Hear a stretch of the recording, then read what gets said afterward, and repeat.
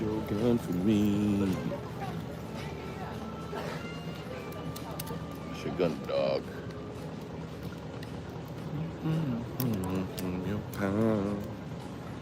Smoke that hydro green. You said you know your gun for me. Yeah. Now what's to make it down?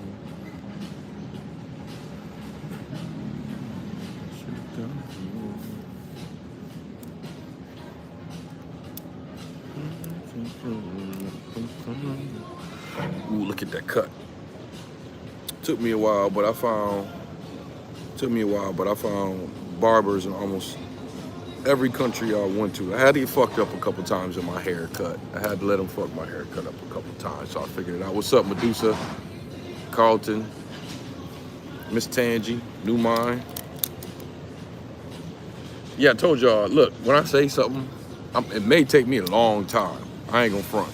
It may take me a long time. I can't cap on that. It may take me a long time, but I'm gonna do it. I'm gonna do it. I still got video ideas from like a year ago that I plan on doing this year.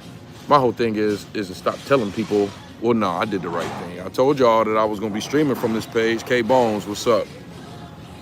I told y'all I was gonna be streaming from this page. We in the better part of Vietnam right now. I kind of want to keep it to myself, but I'll tell y'all because I don't have that many people on this second page. Passport Bros gonna come out here and fuck all this up, like they do everything. They gonna come out here and fuck all this up, but I'm keep them off of this right now. I'm in Hoi An. This is a very peaceful place. Da Nang, you'll find more. Da Nang, Vietnam as a whole, but especially Da Nang, they don't really fuck with black people there. It ain't like personal, but I mean, if you don't like people because of their skin color, I guess that's personal. But they got a thing where they feel like this is peasants or whatever. I told you I don't fuck with Vietnam, but Hoi An, they're not like that for different reasons. But none of that matters. All that matters is that they not like that. K Bones, what's up with you, man? Da Nang, they don't need tourism. This lady at the hotel pretty much explained it to me. I'm like, wait a minute. Hoi An is 30 minutes, 40 minutes away from Da Nang. So I asked her, wait, is it raining? No. So I asked her, how come people in Hoi An are nicer than Da Nang? And she pretty much told me that Da Nang, without tourism, they can survive. It's a regular city, people have regular jobs. And she basically told me Hoi An don't have that luxury. Like if people stop coming to Hoi An, the city's finished. So they're naturally they're naturally nicer here. They naturally nicer. Last time I was out here, I took a girl out here. I fuck with Hoi An. I don't need a girl out here though, but I don't know. Maybe I'll get married one day and have a honeymoon out here. This place is pretty cool. Anyways, don't believe everything you read. That's the name of the title for today. I don't know why I named it that. I was just looking for something to say. And I was listening to Pac. Don't believe everything you read. Maybe, let me see. I think we built a nice little community on here, folks. I'm gonna put this on. I got it on my holder right now. Maybe y'all can see my background a little bit better once I push this on. I'll show it to y'all though. Very peaceful. Oh, y'all could see it. It's a river behind me. Very dope. Very dope. I'm at this place called Bikini Bottoms. I'll show you.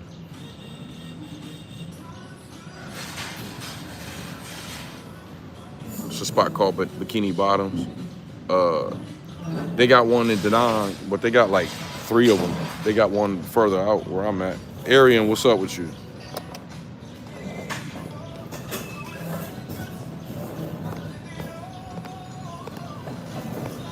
I wonder what they about to do. I think it's about to rain. So, like SpongeBob. Yeah. It's based on SpongeBob. It's 100% based on SpongeBob. Oh, they about to. So, what's been happening? I've really been trying to not keep up with American politics right now, but I think as soon as I open up my Google, my algorithm built like that. So, man, I'm gonna cut this live if they do this for like another 2 minutes. So it looked like they shot an immigrant. An immigrant got shot. I think Minneapolis. Now, help me out with this story, right? Did the guy have a gun or not? I mean, it really ain't none of our business.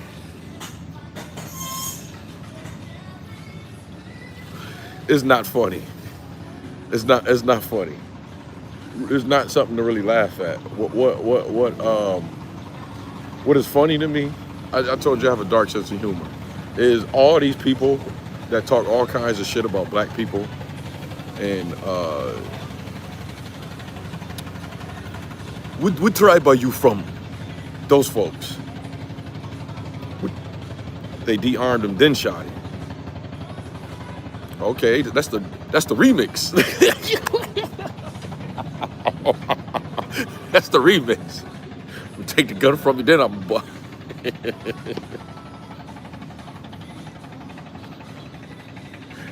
Oh man, I'm gonna tell y'all what, and I know y'all don't care. I know we don't care because it's been like that. These people are gonna make it through this because the Democrats it's gonna be a tough 4 years for them, or 3 more. It's gonna be real tough for them. For us, it don't matter. Our whole time there has been tough, right? The point that I'm making is very soon we're gonna have to stick together even more because the Democrats are gonna help these people. The Democrats are pretty much gonna give them a walk into America free card once Trump get out. And they're gonna get angry with us because we're not helping them, which we shouldn't be helping them. And what I mean, we're gonna have to stick together is, if we wanted to, we can box all these other people out. We can box them all out, man, especially the Africans. If we wanted to, we can make sure they don't, it's certain, the Chinese, they've managed to build their own infrastructure to where they can go to America and profit. There's a lot of other communities and cultures that could not go to America and build if it wasn't for us. Africans are one of them. Vietnamese is another one. They go there, they open up the nail salons in the black neighborhood. Because the Democrats is gonna help them by the end of this and just pretty much give them free will. Like, bring your families in here. You ain't gotta worry about citizenship. None of that, right? Get them loans and stuff. But this is a lesson they have to learn. When they make it through it, I don't think they're gonna learn the lesson. I think they're gonna still be how they are. You know, when it comes, I think like the majority of us, I'm conservative liberal. So when it comes to immigration, I lean more conservative as far as like, you know, if you're not following the laws, you know, you don't need to be in America. I don't understand how that's like a confusing topic. You know, I go to all these countries, they stamp your passport. You got a date in there that you got to leave. If you don't leave by that day, there's nobody in these other countries that's gonna speak up for you. There ain't no group that's gonna talk on your behalf. You just got to go. That's the end of the conversation. There's nothing else to it. The part that really bothers me is, let me see what's happening. I ain't got my head on a swivel over here. Hoi An is much more, how can I say this? Easy going. Like, don't nobody bother you. This how it goes. Yeah, they moving some tables. This how it goes. Da Nang, the foreigners fight. Hoi An, the locals fight. That's how it goes. Um, where was I though? Yeah, I don't understand. Like, the thing that bothers me the most is these people from some of these countries um, add a Q&A sticker. Yeah, I'm gonna try this. I'm gonna try to add a Q&A sticker. I'm trying to add a Q&A. Oh, it went away. Hold on. Let's experiment. Let me see who I'm talking to. I got 10 people in here. Should everyone be allowed in America with no paperwork?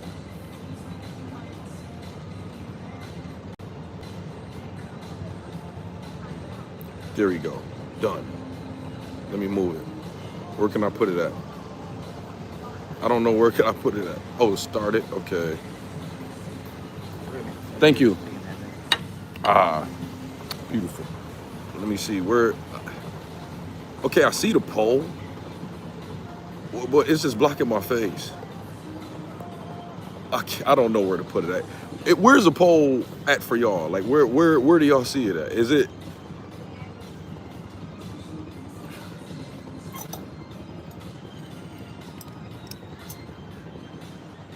Where on the screen is the poll at? Oh, let me show y'all. On my face, huh? Oh shit. Gotta clean this shit off now. Let me see.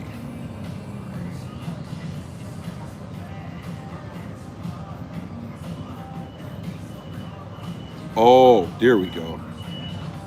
There we go. Okay. This, what do we got going on today? Yeah, I like this spot. Why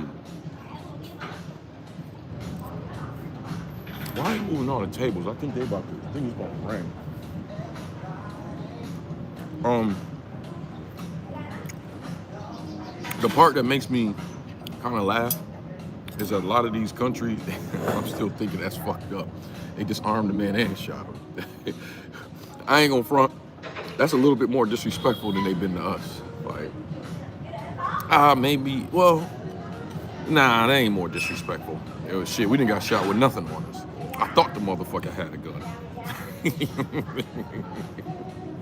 Yeah, it ain't more disrespectful than they did. It's very disrespectful though. Very disrespectful. Disarm you and shoot you.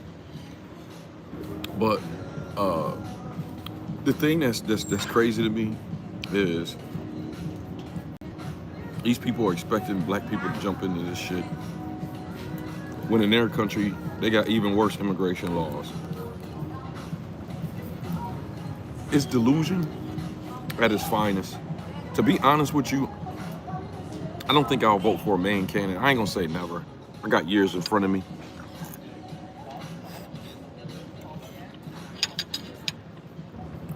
I don't want to vote for the two-party system anymore. I feel like whoever you're voting against yourself no matter what. And that's how they planned it. I'm disgusted by Democrats. I'm disgusted by them. But I'm not stupid enough to... Oh, thank you. Come on.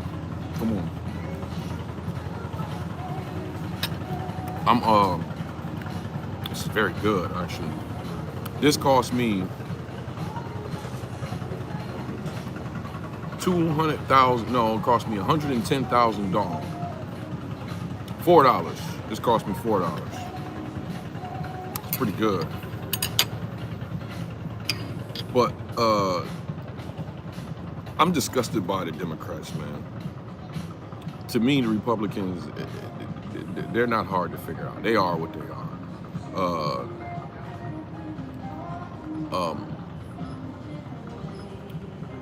The Democrats, the Republicans are what they are. I've never really supported Republicans.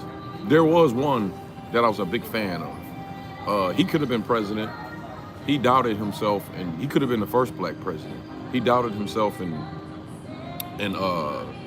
didn't do it. Dick Cheney told him to do it. Colin Powell. I've been, since I was a kid, I was a big time Colin Powell fan.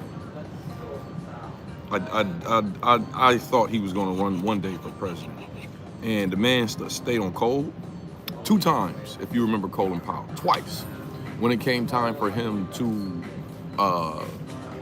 promote, endorse who he wanted for president, he went against his own party twice and asked for Obama. Twice he promoted Obama. It's because we've seen as second-class citizens, damn near domestic immigrants. That's very true.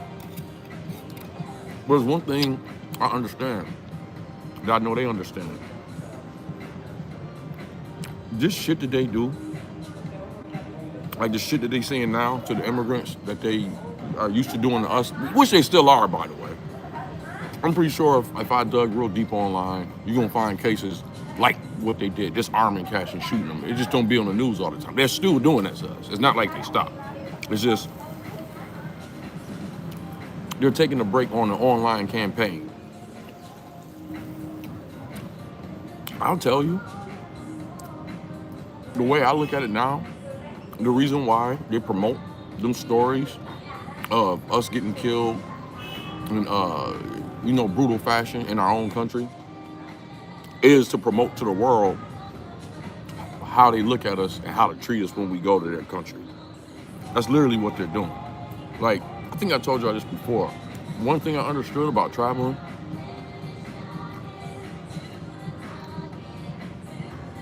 when you see stupid stories make national news, that's not for us. That's for the world to get a hold of it. Like when you see a story of 3 girls, juniors or seniors in high school, are getting suspended for a month for going to school with a blackface on and all that.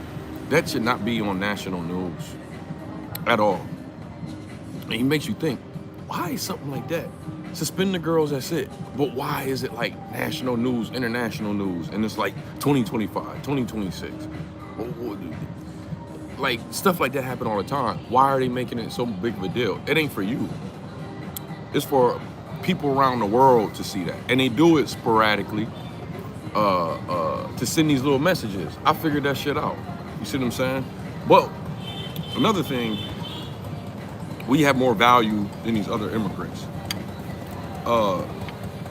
We're too separate to get ourselves together to stop this shit. We're too separated. But they use us to endorse everything. What I seen a commercial today, and even as an actor, it made me look at this actress like, I wonder, does she know what they're using her for? Because I was watching the Seattle Seahawks game. I was watching the Seahawks game. What commercial was that for? Oh, the new TikTok. The new TikTok. I never really fuck with TikTok. I probably should have. The good days of TikTok are over. It's a sad day. Because I used to go on TikTok and hear people talk that shit. Well, you know who brought TikTok, right? Y'all know who brought TikTok, right?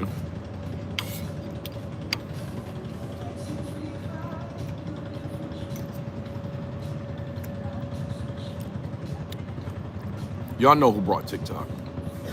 So now, all that tough talk is over on TikTok. The J community brought it. The J community brought it. Now everything on there is going to be ass. Everything on there. Motherfucker evict me with no paperwork, no nothing. And it was a Jewish guy. Anti-Semitic, take it down.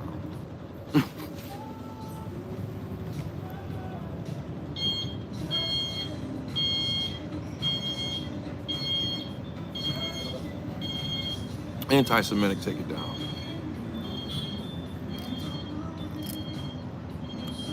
That used to be a real app. They then took it from the Chinese and gave it to the J community. Unfortunately. Same as YouTube. Yeah, their face ain't that, but they got an Indian dude who's the face of it, but I'm pretty sure if I did, especially he's connected to Google. Hey, y'all know I did a whole 3-month, actually it was a whole 6-month run on them folks. And they froze my page. way before it was in style. A lot of TikTok creators are quitting because they saying the pay fell off. Well, yeah, I've been seeing that shit. I'm gonna tell you what. They have a similar problem that I have, and it's not really a problem. You have broke TikTokers just like you have broke YouTubers, and the reason why is there are no classes on how to monetize your base. You have to figure that out on your own. It's easy when you're in a service base. Like if I made a YouTube page about being a QA, being a software engineer. Well, that's easy because like you're telling people it's like service based. You're telling people, you know, how to write code or certain shit like that. And then you could be like, oh, okay, if you want to learn this level, take my course, this, that, and the fourth. He said that run you was on was epic. Yeah, he tried to shut my page down. They showed that shit was stuck on. I've never ever in my life seen my YouTube page like that ever since. It was 6 months where the number would not move. It was like 25,600 something, and it might go up 2 subscribers and it might go down 2 subscribers, but it would never ever go past that number for 6 months straight. Not only did I had to stop, I had to start making different content for 3 months to prove to them that I wasn't gonna talk about that anymore. Now, other people, my friend, we woke past 100,000 subs. He's making a lot of money. He's been kind of riding the Candace Owens Jewish wave now. So he made a lot of money off of that. But he kept going. He kept going. That wasn't a hill that I'm willing to die on. I can always go back to that after I'd have made some money, but it was obvious to me. It's no different than Hollywood, to where they'll let certain people say stuff and get away with stuff, but they recognize who I am and how I talk, and it's like, nah, we can make money together, but we can't let you get it like that. And I'm okay with that. I'm okay with that.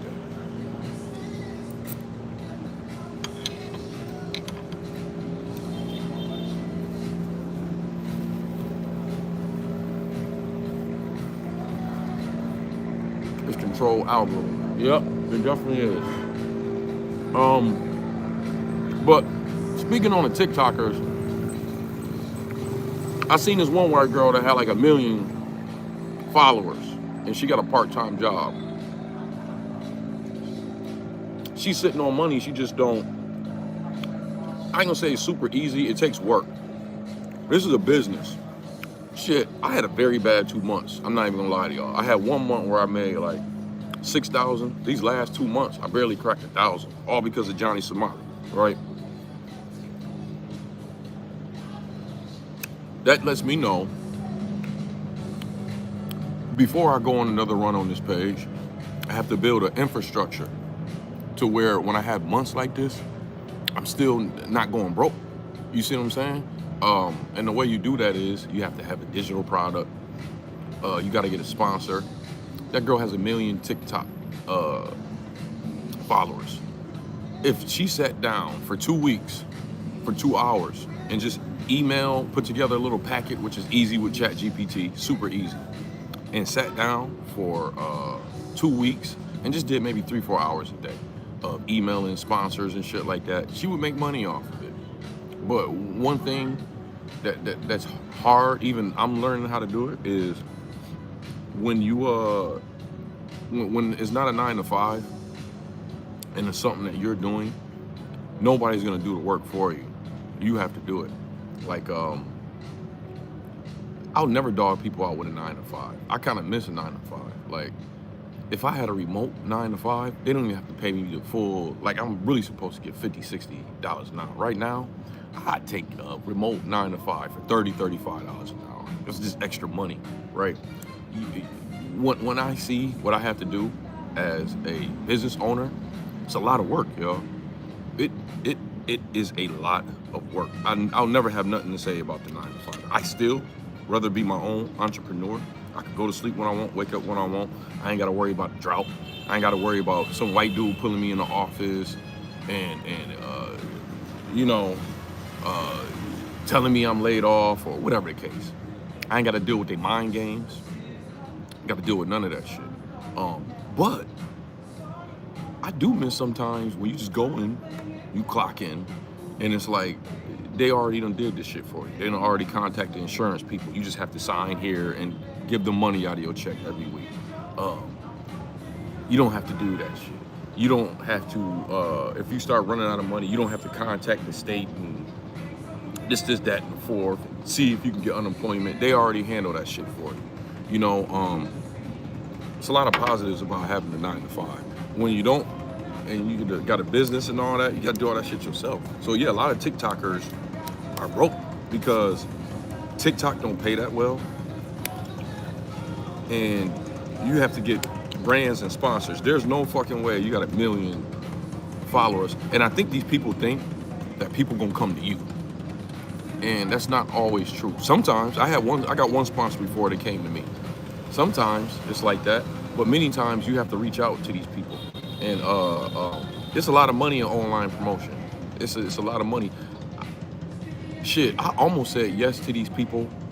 I almost did it because they was gonna give me a shitload of money, and I needed it. But I thought about it, and I was like, man, that wouldn't feel right with me promoting that type of shit. And it really ain't a big deal, to be honest with you. I still may do it, but right now I just don't feel right with it. And it's an AI company that they you can make songs. It's sort of like Suno, right? And the reason why I didn't do it is I know in my sector, even though I don't preach this, in my sector, which is hip hop, there's this big crowd that's against anything AI in music and shit like that. So I don't know, man. I don't know. I gave them a number so high that I knew they wasn't going to accept it. I could have lowered that number.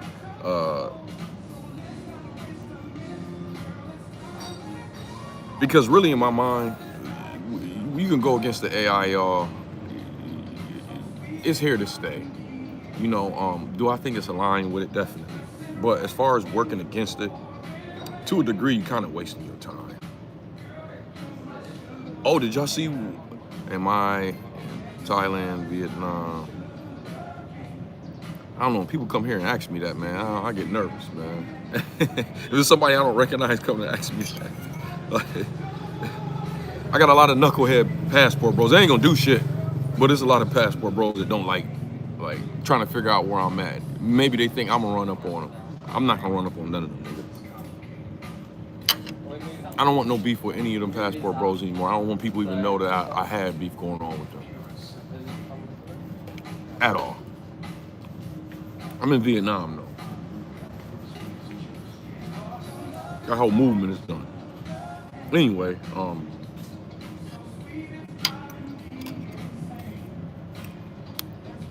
remember I told y'all the other day, I'm happy that I'm not 25 because the world is finished for them. They're not going to be able to experience the world like how we experienced it.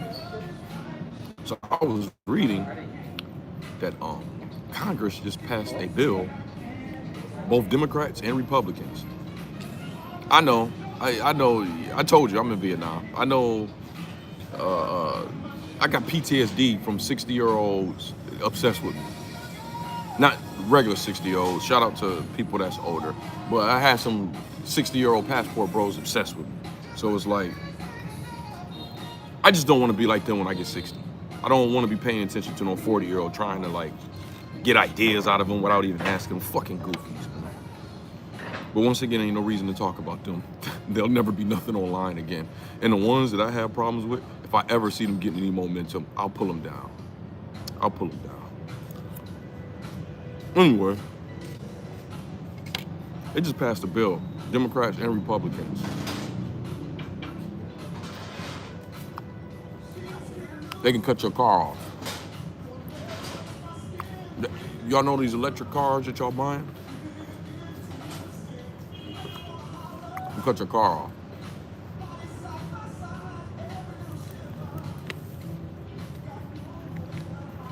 I mean, we knew it was coming. What I don't like about it, if they would have passed this bill while Biden was president, they might have rioted. They might have rioted. They might have rioted. They would have rioted. They would have rioted. Um, People, as a people, that's what I'm saying. I might as well just make a deal with these AI folks, because everybody should be really rioting off of this, protesting. Fuck all that ICE shit right now. Them people, if they get their paperwork together, they won't get shot. Right. Every legal citizen, black and white, need to be protesting against this. Point blank, period. That's way too much power. There has to be something in the Constitution that's against that shit. We knew it was coming though. Nobody's protesting. People are barely talking about it. But that's a big deal. That's a big deal. Right now they're laying the groundwork. That's why I told you, I see what they're doing. When I'm seeing these third world countries starting to accept cryptocurrency, and these are poor folks, right? They're starting to accept cryptocurrency. It makes me think that these borders are for us. It makes me think that these people running these countries, at least the most powerful, richest ones, they're all in together on this shit. That's just how I feel.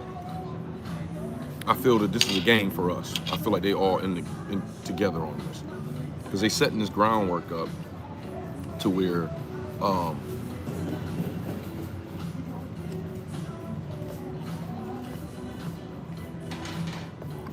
that's true. That's very true. Success laws. That's very true. There's a video of some guy that said something about Tesla, and they literally cut off his car on the side of the road. He puts up the proof, the message he got, and all that. The Great Reset. Yeah, they keep talking about that. That's probably what we're on the hinges of. Tell you this.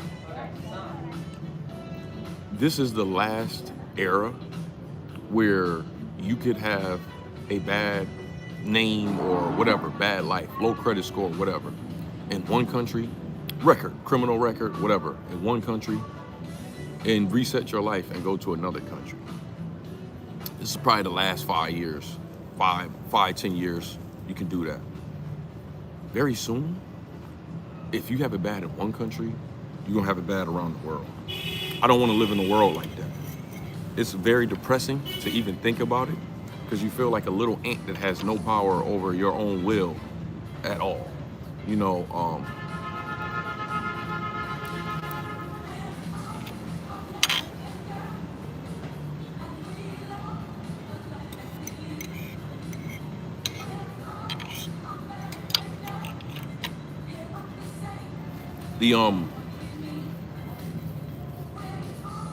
the belief of a higher power, I don't want to say religion, because religion are beliefs that's been corporate. If you actually, the monetizing is corporate, right? Religion been taken over, right? Just the love of God and talking about God, that has been corrupted itself. They've been having pedophiles run that whole field for a while.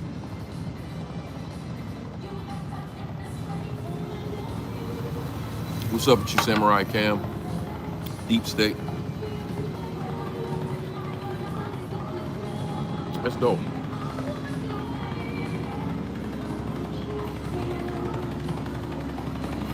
You know what's so crazy?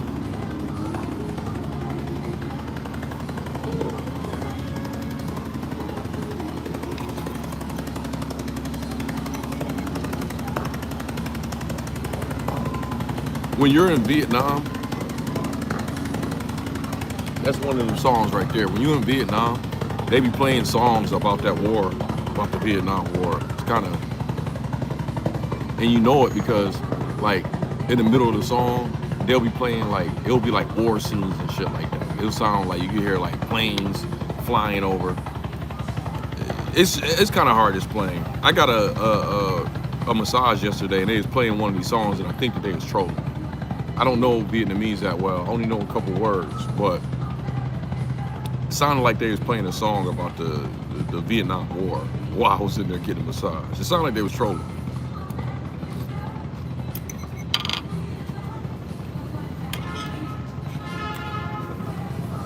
Something must be wrong with my live stream. Can y'all hear me? This thing is bugging out.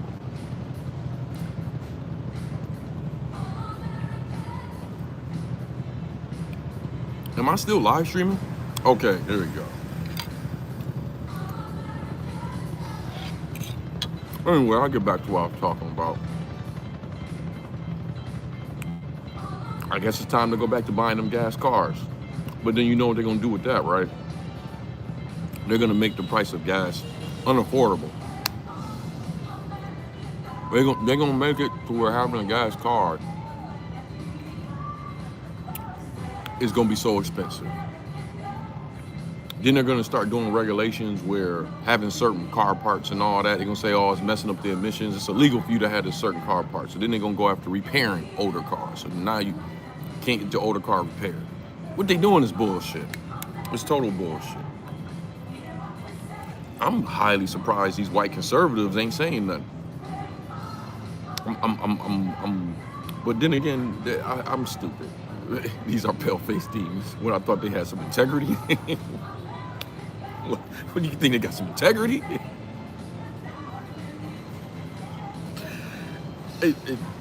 They frustrate me as well. It's like, one thing about them, their most powerful feature is they have a feature of having no shame. They don't care about copying. They don't care about having no shame. We say that they have no shame. Then they took our shit and they say the shit about us. Like, and they don't care that they copy from us. It's like, yo, like, remember when I first started saying this pale-faced demon, they started coming in here saying black-faced demon. And it's like, well, damn, you can't create anything? You can't create anything. You don't have no type of way of creating, even disrespect. You can't even create your way of explaining disrespect. And you can't use the N-word. They took the N-word, fatigue. Yeah, they took fatigue from us. The N-word, they took that from us too. It's niggas. They took it and turned it to nigger and all that stuff. I'm pretty sure if I did research on porch monkey, a nigga probably called somebody porch monkey first and they took that shit. Like,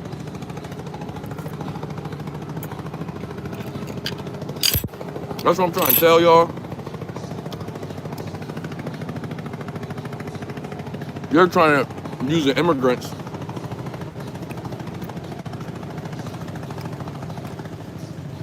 to replace us in certain ways, but they know in certain ways that they're never going to replace us. One of that is lingo. The immigrants will never be able to replace us in lingo. They have none. Swag, they have none. Them Gen Z folks are, they done created their own words.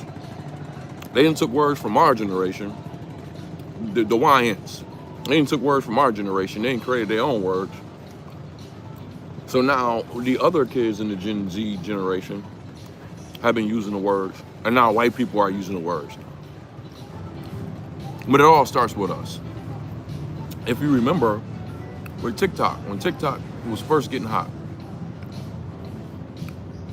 the black women did something great. The black kids, they're younger kids, did something great. And it's funny, we get together on some shit that is slightly important, but not as important enough for the bigger issues that we need to stick together. That's how crazy it is. But the black kids got together, right? They did this for a while and it worked. Very proud of them. I don't know if y'all remember this, but they were coming up with all these dances for the songs, right? So these Chinese folks, all these Asian folks are white worshipers. All right. We already talked about that, but these Asian folks are white worshippers. China really wants to be like that. They want, North Korea is a big example. North Korea just wants to be acknowledged by them. I shouldn't bring North Korea in that, because they do have some anger. North Korea really don't like Americans from what they did. They split that country up like that. But they really want respect, and they want to be like white folks, right? So they were creating all these dances, right? So what they started doing is they started taking the white girls that were copying the black women dances and pushing them and dropping down the black girls' dances, right? It was the same dance, but the white girls would wait for the black girls to make it, and then the white girls would go and do the dance. An algorithm would push that up. So the black girls started complaining about it. Like, yo, how come, like, we're doing the dance better? It's our dance. And how come our shit ain't getting no views? But the white girls, when they do our dance, it's getting millions of views, and it's not their dance. You know the white people don't care. They're smiling in the camera like they made it and all that. I'm telling you, this is one of their greatest features, if you want to say it. People will say, yo, you're stealing somebody else's work. They'll look right in the camera and they don't care. They have no shame whatsoever. You can call them a thief, pedophile, you can call them all kind of names. They don't care. They don't care. And I call it a feature. I call it a strength, because black folks need to get like that. You need to stop caring about what these people think. I say that all the time. I don't care about what them people think about me. I don't. When we get like that, that's the next level. When we stop caring about what they're doing with the Grammys. Tupac didn't get no Grammy while he was alive, which is crazy work. Nas just got a Grammy a couple years ago. That's crazy work. Why should we care? We know it's not legit. We know it's not legit. We should just stop caring. So, TikTok was like, yeah, it's an algorithm. We don't touch it and all that. So the black women were just like, oh, y'all gonna try to pull that on us. Well, since it's the algorithm, we're just not gonna do no dances anymore. Let the white women come up with their own dances. Starve the algorithm out. It got to the point where the white women were making videos saying, black girls, come back and do y'all dance. We'll start giving y'all credit. They starved the algorithm. And it worked. It worked. And guess what? Black people took over TikTok now. Now, look, all these countries where they don't like black people, I'm gonna tell you what group I never have a problem with. I never have a problem with the younger, I never have a problem with the younger community. Now, I'm an older guy, but yeah, all these people be thinking I'm in my 30s or in my 20s. And I'm only saying this because I know the older passport bros and some of the dudes my age don't get the same love I get because I'm still youthful. You know what I mean? But I haven't been to a country where the youth don't fuck with me heavy. Not one. Even here in Vietnam. Vietnamese dude cut my hair and asking me all these questions. So since he asked me all these questions, I'm an asshole, I ain't gonna lie. He was asking me all these questions, and I said, man, let me ask you a question. I said, how come it be 190, 100 degrees outside, and Vietnamese people are covered from head to toe? They don't want a piece of their skin showing at all. I know what the answer is. He looked at me, he did a sigh, he said, during day, very hot. At night, very cold. It was like, get out of here, man, you lying ass motherfucker. He knew what the answer was. He knew what the answer was. I was at the barber shop, and a Vietnamese guy brought his kid there. He was getting a haircut. Now, mind you, this is like 1, 2 in the afternoon, 3 in the afternoon. It's literally 90, almost to 100 degrees outside. These people come in this spot dressed like it's a blizzard. I kid you not.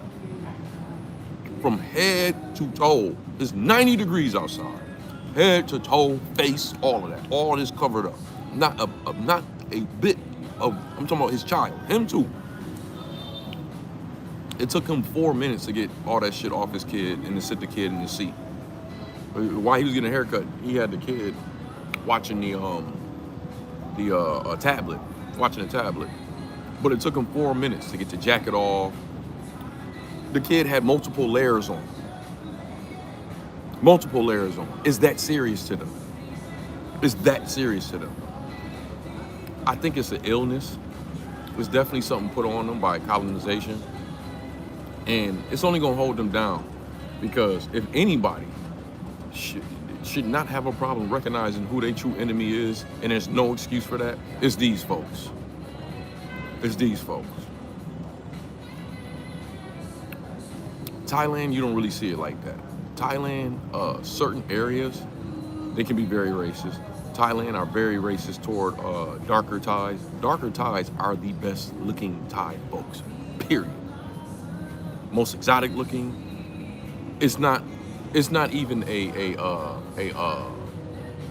contest on who looks more appealing. In any of these countries, I ain't really seen too many dark Vietnamese. I seen dark Myanmar, they was all right. But dark Thai folks are gorgeous. The women, they're gorgeous. They're gorgeous. But there's no excuse. I don't give these folks no excuse. These people destroy 80% of your country, 86% of your country. And if you still don't recognize who your enemy is, they're gonna come back and do it again. They're gonna come back and do it again at some point. That's why I try to tell y'all, we are a special group of people. We do need to be watched. We need to be monitored, you see, because we're the world's last hope. All these people are cowards. Don't let no niggas get a hold of the nuke.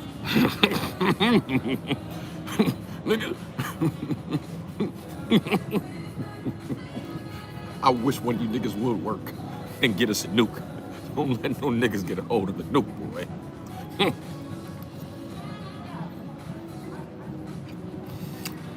If we do, let me make the announcement. Let me make the announcement we got a nuke. I want to do that. They can kill me afterwards. I want to make the announcement we got a nuke. I need to stop talking, because that's too good of a fucking idea.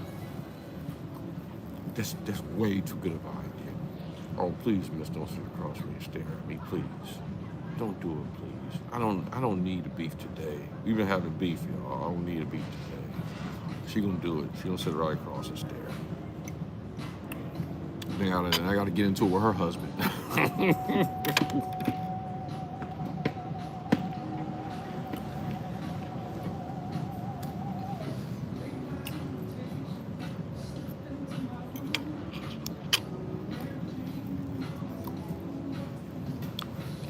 Danny, ain't none of your business, you pale-faced demon. Don't worry about why I'm laughing. Take your ass back to where you came from. You shut the fuck up, man. I ain't in the mood for one of y'all. It's one of those days today. I ain't in the mood for one of y'all.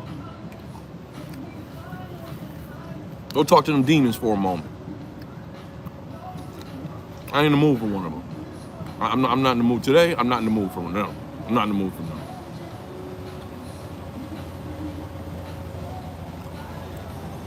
Tell me how to feel. Be humble. Shut up.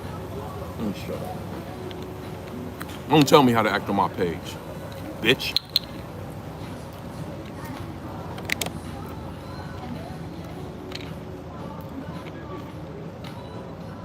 That was that pale-faced demon that did that one. Let me see. It seemed like it was about 3 of them. There was 3 pale-faced demons that came in. That ain't us. This ain't no private stream. They can come on here too. But that ain't us. For a moment, it was 100%. Yeah, I'm irritated by them fools, man. I'm irritated. But that's a damn good idea, though, that I need to keep to myself. Damn. I want to show y'all what I be going through, so y'all don't be thinking I be getting angry and emotional for nothing. Because what this person just did, it happens to me every other day out here. Let me show you. Look at all these seats. You see? All empty seats. These are all empty seats, right? I don't like putting people on camera, but this person decided to sit right across me. All these empty seats.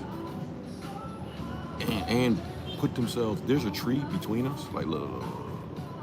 There's a tree between us. Made sure to have the right angle. Now, what I usually would do, I move 2 seats over there. I just want to eat in peace. It would be different if they came up like in New York and was like, hey, how are you doing? Are you American? Oh, I like your hair. Oh, I like that shirt. Then that makes it okay, right? I don't feel the way I feel, but it's always, it wouldn't be okay if I was a white woman. You get what I'm saying? If I was a white woman and people was doing the shit that they were doing to me, it wouldn't be okay. And people, you know, I'm not weak. I'm not weak. If I was weak, I can make all kind of claims. Oh, I'm scared. Or this is creepy. Why is he sitting looking at me like that? He's scaring me. That's just not my type. You see what I'm saying? But why do I have to deal with that though? And y'all don't understand how much this happens. Y'all don't understand how much this happens. You know, sometimes it gets so creepy that I will say something. Because one time I was at a computer shop, literally, it was just like this. It was a whole bunch of open space, and it was a chair just like this. Motherfucker came up there and sat his computer right next to me. It was like 50 different empty stalls. I literally looked at him in the eye, picked up my shit, and moved all the way across the room. And he sat there and stared at me the whole time. The whole time. Well, usually what I do is if I get upset, I'll just start staring at them back. And then they start feeling uncomfortable. But I'm about ready to go home. I need a little reset, man. I need a little reset. But yeah, it's weirdo shit. And can't nobody talk me out of it. Because look, what's good for a white woman is good for me. It's good for me, right? You know, if a single white woman traveling and men set themselves up to sit right across from them and stare at them, that's not cool. Then why is it cool for me? It's creepy to say any way you look at it. It's creepy. It ain't no excuse. You can't make me feel like I'm going crazy. You can't make me feel like this is okay and I'm taking it. No, I've seen it too much, and I know one thing. They'll say something with them, or they'll be like, "Oh, like I said, I feel uncomfortable." You know, I'm gonna tell y'all what I did, because I had 6 months where I didn't even live stream, but a lot of shit happened during that 6 months. One of the most gangster things I did in Bangkok, I went to this night market. When I'm in Thailand now, I don't stay around the tourists. I move around locals, right? So I went to this night market. It's Thailand, Bangkok, everybody cool. I feel somebody, it's like, you know, your senses go off. I'm over there looking around, and I don't know. I just have these certain senses. I know some of y'all have it too, to where someone's staring at you, and even though you don't see them staring at you, you can turn around and look, and you catch them right away. That's your third eye that's seen. It's like you don't plan it. You feeling something, and you turn, and it'd be like boom, person staring at you, right? So I had these creepy feelings that this person was following me. Yeah, she's getting out of here. Good. This person was following me, right? Yo, I feel like somebody following me. Right? So I turn. And right when I turn, I see the edge of a white person kind of slick around the corner. Like kind of slick. It was real slick. I was like, it seemed like somebody was following me, because we're going around these corners in this night market, right? So what I do, right?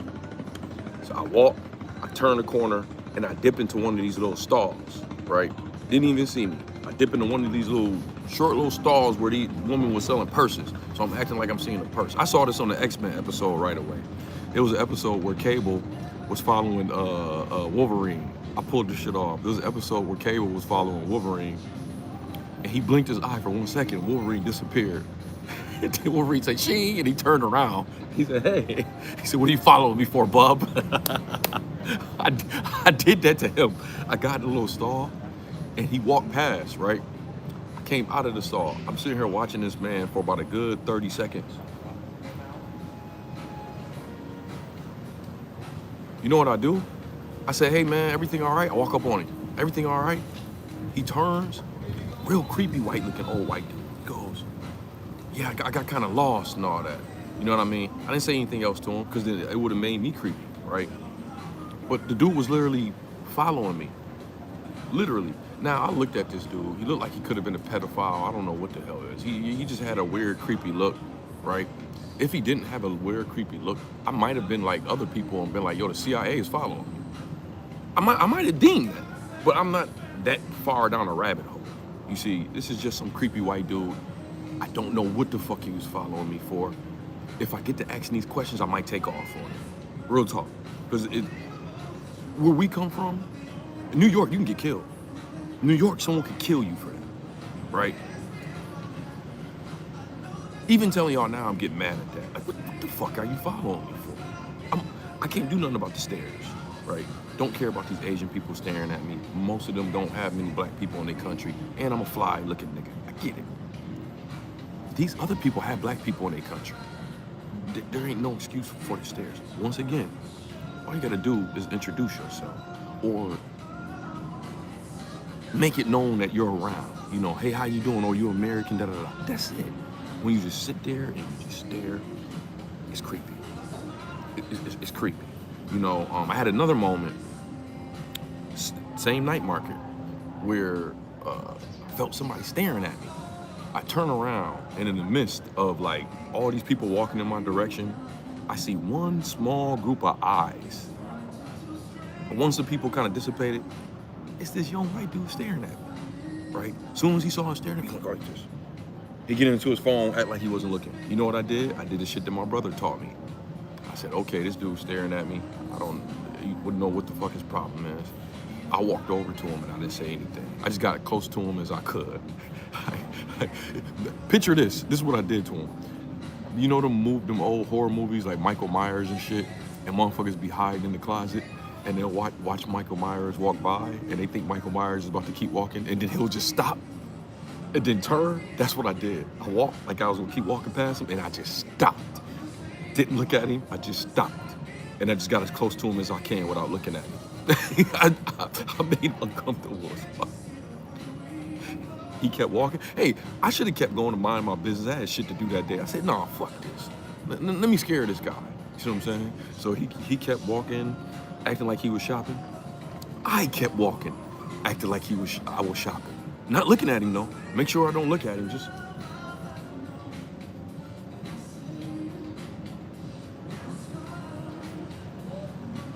When the hunters become hunted. When the hunters become hunted. Make that motherfucker say, why is you following? And I enjoy it. I ain't gonna front. That type of shit, when I see somebody on me like that, and it's like, okay, let me go fuck with him. I enjoy that shit. I'm not even gonna lie to y'all. I enjoy it. I enjoy it.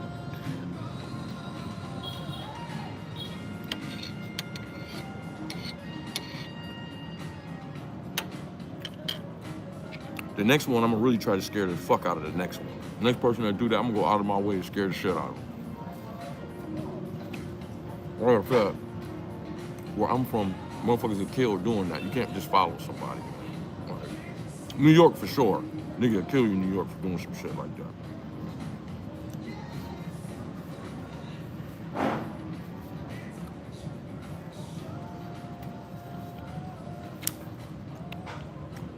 I'm over Thailand though. Some of y'all that ain't been here, y'all should come visit Thailand, but I'm over it.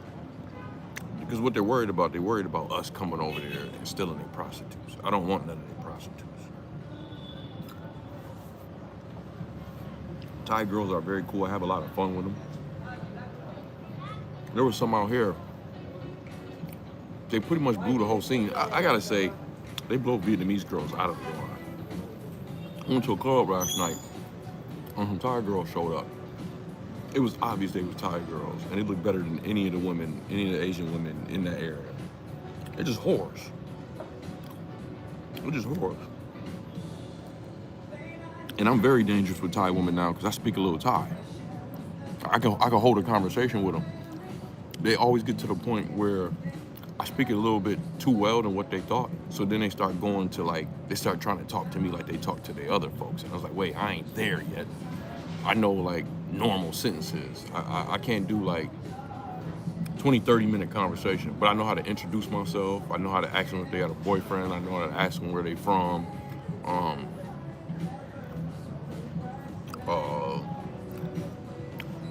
I know how to ask them what kind of guys they like. Um, I know how to ask them if they like black guys, but I only ask them that to make a joke.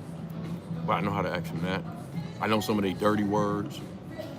Most of the dirty words are Esan, though. That's Esan shit. But I know a lot of the dirty words. They laugh, but when you know the dirty words, they really like that shit.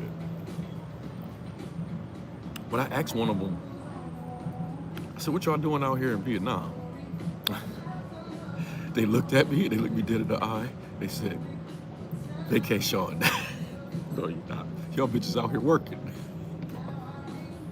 I didn't say that to them, but I knew. Because I spoke Thai so well to them. They knew, they were like, what you doing out here? I'm like, I'm doing a visa run. So they know I know Thailand. They could tell I knew Thailand. And when I asked them what y'all out here for, I'm an asshole. I shouldn't have did that. When it was clear what they was out here for. And I knew they was gonna end up coming out here. They gonna end up getting caught. And that's why they so secretive about it, because they gonna end up going to jail. There's a lot of tourists out here. There's a lot of simps out here, and not enough whores. You get me? This is what it is. Like, I don't need it. I don't even deal with whores anymore. I'm over all of that. But there's a lot of simps, because that's the market. You got the simps, you got the whores. A Thai whore rather deal with a simp than deal with me. They're in this shit for money. Point blank period. They in it for money. They kind of like the experiences and stuff, like, you know, with black men and all that, but that only goes for so far. At some point, they want to get to making some money. Like, that's what they do. They use sex to make money. Not all of them, the majority of them, right? The ones that, if y'all come out here, the ones y'all gonna encounter, that's them. You know, I've kind of moved out of that whole tourist market. I don't live near tourists when I go to Thailand anymore, at all.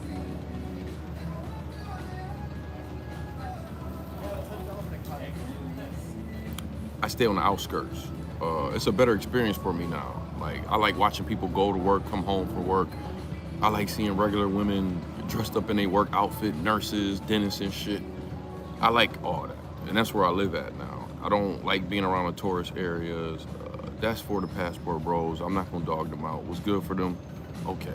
I don't need none of that. I'm not a loser back home. I can meet. Took a girl home last night. Oh, Australian chick. It is what it is, right? The passport bros got their own thing going on. They don't have that going on. They need like a red light district. So I removed myself from that whole. I'm a regular black traveler. I removed myself from that whole category. I don't be in Pattaya. I haven't been in Pattaya 6-7 months.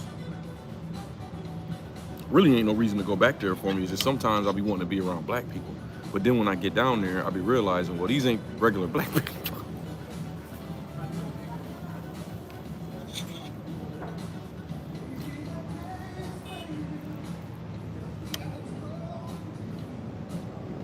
But I'm out of that whole market. With the old guy, you should have just stood behind him and said nothing, but looked him dead in the eyes, let you know you're about that life. Nah, I sent some messages. He knew what was going on. He knew what was going on. Hey, I went back and watched that video yesterday. That shit was funny. You know what? For those of y'all that seen that video yesterday, I'm gonna say this. It was even less worse than what I thought it was when I went back and looked at that video. Y'all motherfuckers was trolling, acting like that shit was dead. That shit was. But I actually got respect for that old man. I did disrespect his wife. When he asked me, I never said I didn't call her fat. I said, I don't know which one is your wife. I said it was like 5 fat women that walked. No, I went back and looked at the video. I never said I didn't talk about fat people. I said, I don't know which one was your wife. It's like 5, there's one fat person over there, fat person over there. What he did, and I respect him, what he did, his wife complained, and they thought that I was recording them. They thought that I recorded her, and I said, look at this fat bitch, which I didn't. I didn't lie there. I didn't make no content on her. I keep the camera on me. I don't keep it on other people. I learned from Johnny Somali, man. You gotta be careful. You know, that Vitaly dude. It's a good thing I did a documentary on them, because I didn't really know the nuance behind streaming in these Asian countries until I did that. Now I understand it. So he came, figured that I was like recording his wife or something like that. And what he wanted to do is he wanted to make a good showing for her. Look, honey, I think New Mind, you the one who said you seen the reflection. The man was walking, and that's why I was confused, because he was talking like he was checking me, but he was walking the fuck out of there holding his camera. And then when I went back and I watched it, I'm gonna turn that into a short because it's actually funny and all that, because I'm getting up, getting ready to fight, doing all that. He wasn't about none of that shit. He was trying to make a good showing to say, hey, honey, I stood up to him. That's why when I got up, he got to move it. He was like, yeah, you should watch who you're saying something to. We're not in America. Like, I was like, wait a minute, you walking all the way over there talking shit. And then when I watched that video, I got it. As a husband, he did what he was supposed to do. You know what I mean? She was complaining, oh, he called me fat. He kind of surprised me. So like, it's some shit I could have said. I really could have said, fuck you and that fat bitch, because I saw how she was looking at me. But I handled it correctly. I was surprised. I didn't know what he was coming over there for. At first, I thought he had a problem with me like live streaming. But that's what I should have said, because she wasn't no innocent fat bitch. The bitch looked at me like she had a problem. You see what I'm saying? And I don't even like calling women fat bitches, but I felt comfortable calling her because the way she looked at me, right? So that's what I should have said to him, instead of acting like she was just some regular fat bitch that wasn't bothering nobody. Nah, that bitch had an angry. I should have asked him, what did she say I said about her? What did she say I said about her? Because I did say something about her. Said these fucking fat people always like looking at you like you're not even supposed to be here. It's not even our fucking country. Instead of worrying about me, you need to worry about your fucking weight. That's what I said. I should have had him say, ask your wife what she said. You know, but none of that matters. He didn't want no smoke. He came over there to make a good showing and get out of here. And you know, I guess for him that was enough. But in actuality, he never really said nothing. He didn't make any threats. He didn't say I was gonna do this. He was just trying to act like he was doing something. He was walking away, so that was funny. YouTube blocking your messages. I don't think I got any blockers on this page. Certain words, I don't know. It depends on what words you're trying to put on there. They block words. They do block certain words.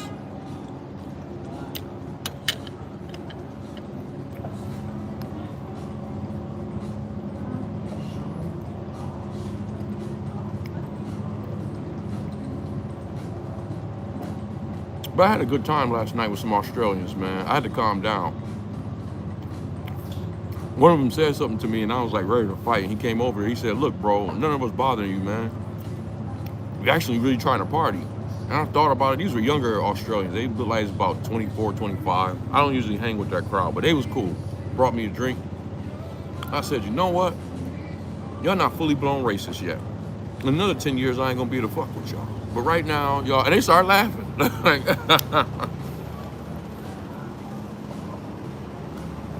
Those streamers can never sit down and have a conversation like this. So they are paid. I see what you were saying. They are paid agitators, maybe in not how you may know them to be, but they are paid agitators. I'll explain it to you. Oh, well, this older woman, she got some hips.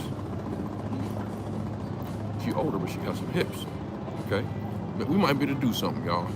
I fuck older women too. That's what I do. They are paid agitators. You know who pays them?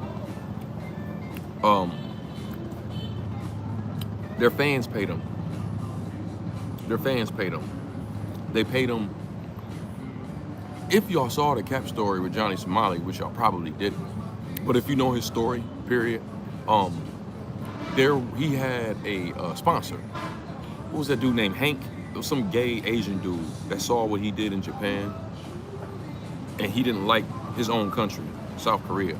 So he literally gave Johnny Somali and funded him some money to go over there and do what he was doing in Japan to do it in South Korea. So they do get paid to do what they're doing. It's not a government thing. Their fans do it. Their fans do it. And I know because some of y'all, I don't know if New Mind probably know this. I don't know, maybe you don't know. But there's a dude called Jay Rello that was doing it in the Black Passport bro space. He went to Kenya, was beating on bitches. Like, that part ain't funny. The part that I'm laughing at is, man, leave it up to niggas to fuck some shit up, man. Jay Rello is a weirdo. I never hung around none of them cats. I don't be around none of them cats. I'm gonna get me a beer, then I'm gonna call it a wrap. Get to work. Yeah, he a weirdo though. But him, look where they send him to. Jay Rello literally got his fans to fund a trip to go to Thailand, Colombia. He was in Colombia and almost got his ass killed. He literally almost got his ass killed. He was in some type of market down there, and like one nigga tried to steal his phone. Then he started doing a rant, and then a broad came and just punched him dead in his face. So he done did Dominican Republic, they done paid for him. Kenya, they paid for him. Thailand, they paid for him. And this goes back to what I was telling y'all earlier. If you have a subscriber base, it's up to you to learn how to monetize it. I could do a better job at it, but you want to know something about me? I feel like asking for money online, I feel like that's begging. But I can call it whatever I want to call it. These dudes, I'm gonna say I know for a fact they ain't made more money from AdSense than me. I know for a fact they got more donations than I do. I know that for a fact. Hold on, let me 1 second, y'all. I know for a fact they got more donations than I did. I don't be on here asking for that shit. When really, I should sometimes. I don't at all. I don't at all. I had a woman one time give me $2,000 in one stream. I didn't even ask for it. Like, I can only imagine if I start asking. To me, I think the only days where it's ethical to come on here and ask for money is Christmas and your birthday. That's it. Christmas and your birthday. But these dudes, they be on there doing fundraisers and shit like that. And they literally give them money to go places and crash out. They literally give them money to go places and crash out.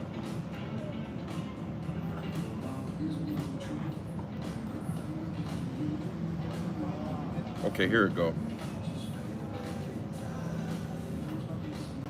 Yeah, I'll get that. Sapporo. No, they didn't know they had like a they had like a cider. Okay, here it go. The cider. 80 for that. Okay. Yeah, but I said all that to say where you're correct. Success Vlog. I think that was you that was saying it. No, Deep State, you were saying it. They are paid agitators, just not by the government. Like, look, them passport bro niggas got bread. You ain't never heard me say that them cats is broke. They got bread. No one will date them in their home country. So they got a lot of money stacked up. You can only spend so much money on OnlyFans, porno sites and shit like that. I mean, they got memberships to all that and everything. So they keep, what's up with you, Jay? Yeah, I don't appreciate you trying to gas me up to fight yesterday.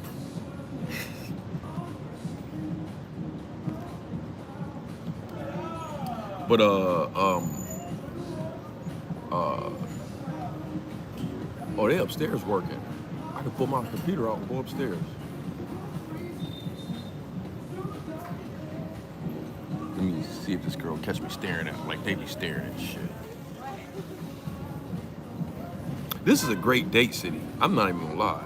Like, when I took Milk here, I had to ignore some of the shit. I'm like, yeah, you a hoe. I can't be having too many romantic experiences with you. Like, can I have a cider? Cider? Yeah. You want to apple or berry? Apple. Apple.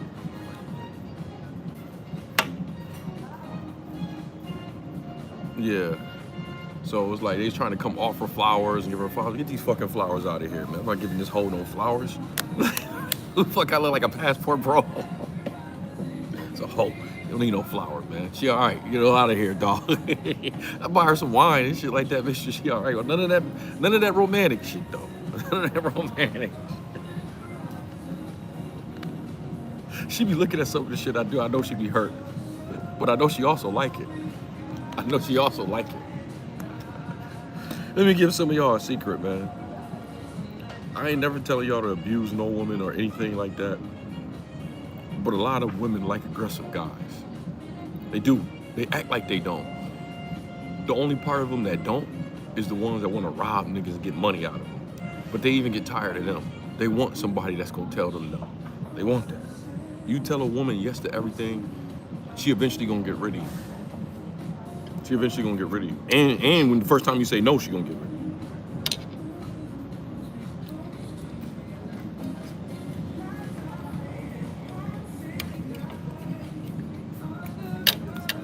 Yes. Thank you. Pretty good. It looked like I'm living lavish. I'm not. Oh, this stuff is cheap. Okay.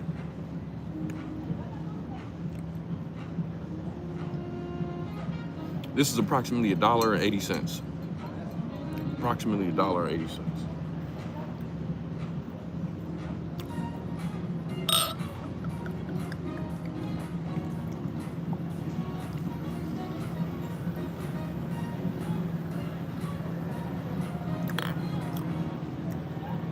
You said you cold.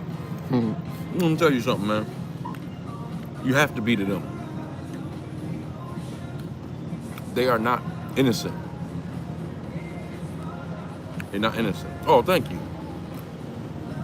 It cost me about $3. I got 4 of them. For $3 for like, no.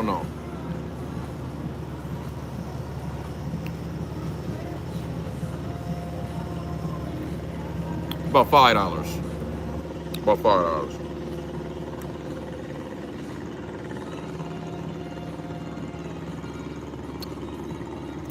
Them girls aren't innocent at all. It took me a while when I be around some of them and they be on their phone. I be thinking they was on Twitter or TikTok or whatever. Half the time you be around these girls, they be on their phone. They only looking for another customer around you. If it's enough money, they'll tell you that they gotta go across town to meet a family member, and they'll go and suck some dude dick and try to come back. They're not innocent. They're not innocent. I got this thing with her. If I catch her lying to me, because my whole thing with her is different. I don't pay to be with Milk. She's a high price whore. She charged niggas. She hit niggas in the head. She hits niggas in the head. Like, I don't do nothing even when I first met her. I think I fucked with her for one day and I paid. And then it was just like, go about your business after that. It was like, oh, now go ahead and get, right? Now go ahead and get. The girl just kept coming back around. And I told her, look, you come around though, but I'm not like, I had to break it down to her. See that dude? That dude is gonna pay you and gonna do all that shit with you because he has to. Look at him. Now look at me. I don't have to give you no money. I don't have to pay you to be with someone like you. You need to go be with them. You see what I'm saying? She is the best of both worlds. So I don't let her get access to me like that. If I feel like I want to have some fun, I'll hit her up. We'll hang together for a while. Then I'll get rid of her. She'll call me and like try to have like regular conversations. Like I'll have time. This is what she'll try to do. She'll try to call me, want to go to sleep together on the phone at night. I ain't got time for that shit, man. I do it a couple times with her, then after that, it's like, man, I don't have time for none of that shit, right? So she'll do that. Sometimes I'll play along with it, whatever. She's still a human being. I ain't gonna treat her like she's a human being. She's a prostitute, right? And I got love for her. I love Milk. Not in love, but I love her. Like she came and got me out of prison. We got our own little thing. I'll probably know her my rest of my life. She can go be with somebody else. I don't give a fuck. I'm not gonna be with her, right? But I can't say I don't have a connection with the girl. That's lying to me and lying to her. But when I catch her lying, of any sorts, because where we at now, there's no reason to lie, right? If I catch her lying, it'll be maybe 2 or 3 months before she can get me on the phone again. Every time the consequences become bigger, bigger, and bigger. Before it was 2 weeks, right? The next lie, it's like 3 months. This last lie, 6 month suspension. We like Twitch over in this bitch. 6 months suspension, right? So if I'm still in Thailand, maybe I'll start talking to her March. Maybe I'll start talking. Well, it's been 6 months. Let me see. Actually, the end of February would be 6 months. I literally put on a 6 month suspension. But yeah, he said that's why I want to go out there and try to get some land in Asia. No, you don't. No, you don't. Mark my word. Do not ever try to buy some property unless you got throwaway money. Some people have throwaway money. I know y'all niggas on here be having money. Some of y'all niggas got more money than me. I ain't got no money. Niggas on here be having money, right?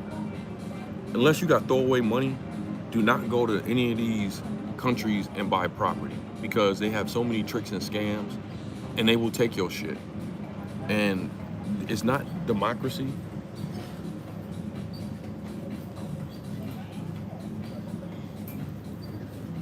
I'm sorry, that girl is beautiful. It's not democracy. They will take your shit and say, we just changed the law, you don't own it no more. What do you mean? I spent $200,000. So, it's not your property anymore. What you gonna do about it? That's what they'll do. The only way you can buy property in Thailand and have a little bit of security with it, but when you do this, you'll never have security, is marry a Thai wife. Get a Thai wife. I would not recommend marrying any Thai woman unless they are over 35. They pretty much, even then you still can't really fully trust them. They are, you know, not to talk about them guys because I'm getting them off my radar. Everybody understands that I'm not one of them and we don't fuck with each other, but the passport bros, like, they'll sit there and they'll talk about American women, but the truth of the matter is, yeah, American women very masculine. I'm not a big fan of that. I talked to some American girls the other day that's out here in Vietnam, and I cut the conversation with two of them. I cut the conversation in the middle of the it. Like, all right, you have a nice night, because they're bringing America with them out here. And like maybe 2 weeks ago, you asked me, I'm like, man, I'm trying to meet an American girl out here. Man, after talking to a couple of them, it's like, man, I don't want to be one day I got to go back to America. I don't want to be with no bitch out here that's gonna make me feel like I'm in America being with her and shit. Like, so I get that part, but these are some of the most untrustworthy people you can run into. Period. You know, there's so many niggas that I got by these Thai girls or these whores. Period. 51-49 partnership. Yeah. Yep. But this is the thing, as long as a Thai person has some control of it, it's always gonna be a way that they can manipulate it and get all of it from it. And the thing about them is they will do it. They will do it. All them smiles and land of smiles and all that. Go ahead and get got. But even without that, I gotta tell you a story. This is for Samurai Cam. He was one talking about getting some land. Because I don't like telling y'all shit based on opinion. I like telling y'all something you can look it up. There was a nationally known situation here in Thailand. I think it was last year. You can look this up. May have to do a little bit of searching, but it's out there. It was nationally known. It was a older couple, white couple. I believe they were from Great Britain. They owned a villa out here. Right? Whatever the case may be, they owned the villa for like, I think it was like 3-4 years. They owned the villa, right? They came out here, and they owned it for a while. I don't know what happened with the villa, but the villa became worth more than it was when they brought it. And it became like premium property that they wanted, right? Thai folks came up to them and asked them to sell them the property. They said, no, we don't want to sell the property. We live in here, we retire here, right? They came back again at some point and said, y'all can move somewhere else and give us this property. They said, no, we brought it. We want to stay here, right? So a group of Thai people, these are older folks. You know, I don't fuck with them pale-faced demons. But right is right, wrong is wrong. These are older white folks. Older white folks. 60s, 70s. A group of Thai people came over there. I think they said a group of 4 or 5 came over there and put the beats on them. Whooped their ass. They defended themselves. Still got their ass whooped. Head knocked up, all of that. They arrested the white people. Well, first, let me correct it. First, they arrested the Thai people. I guess the Thai people told them the situation. They let the Thai people go. They arrested the white people. They said, you did something illegal. Violence, when they was defending themselves, obviously, right? Banned them from Thailand, kicked them out from Thailand, and said, since you caused this violence, you have to give up all property, and took the property from them. Who gonna tell them, yo, that's my property, that's my money? Vietnam the same way. First of all, you can't buy property out here. You can't buy property out here. What it is, you buy the house, but you lease the land. You see how they got all these loopholes? You see how they got all these loopholes? You buy the house, but you can only lease the land. What fucking good is the house if they ain't got no land to be on? Listen, as much as I hate America, there are some good things about America. There are some good things about a democracy. I don't even want to say a democracy because Thailand supposedly has a democracy. But you know what Thailand can do? Thailand can say, I don't like you. Well, no. In America, they have to go by the paperwork. This is what saves you in America. If it's on paper, right, and you take them to court, right? Okay, you said it sounds like America with companies like BlackRock. Are y'all talking about buying a house and leasing the land? Are y'all talking about that part? If you're talking about that part, yeah.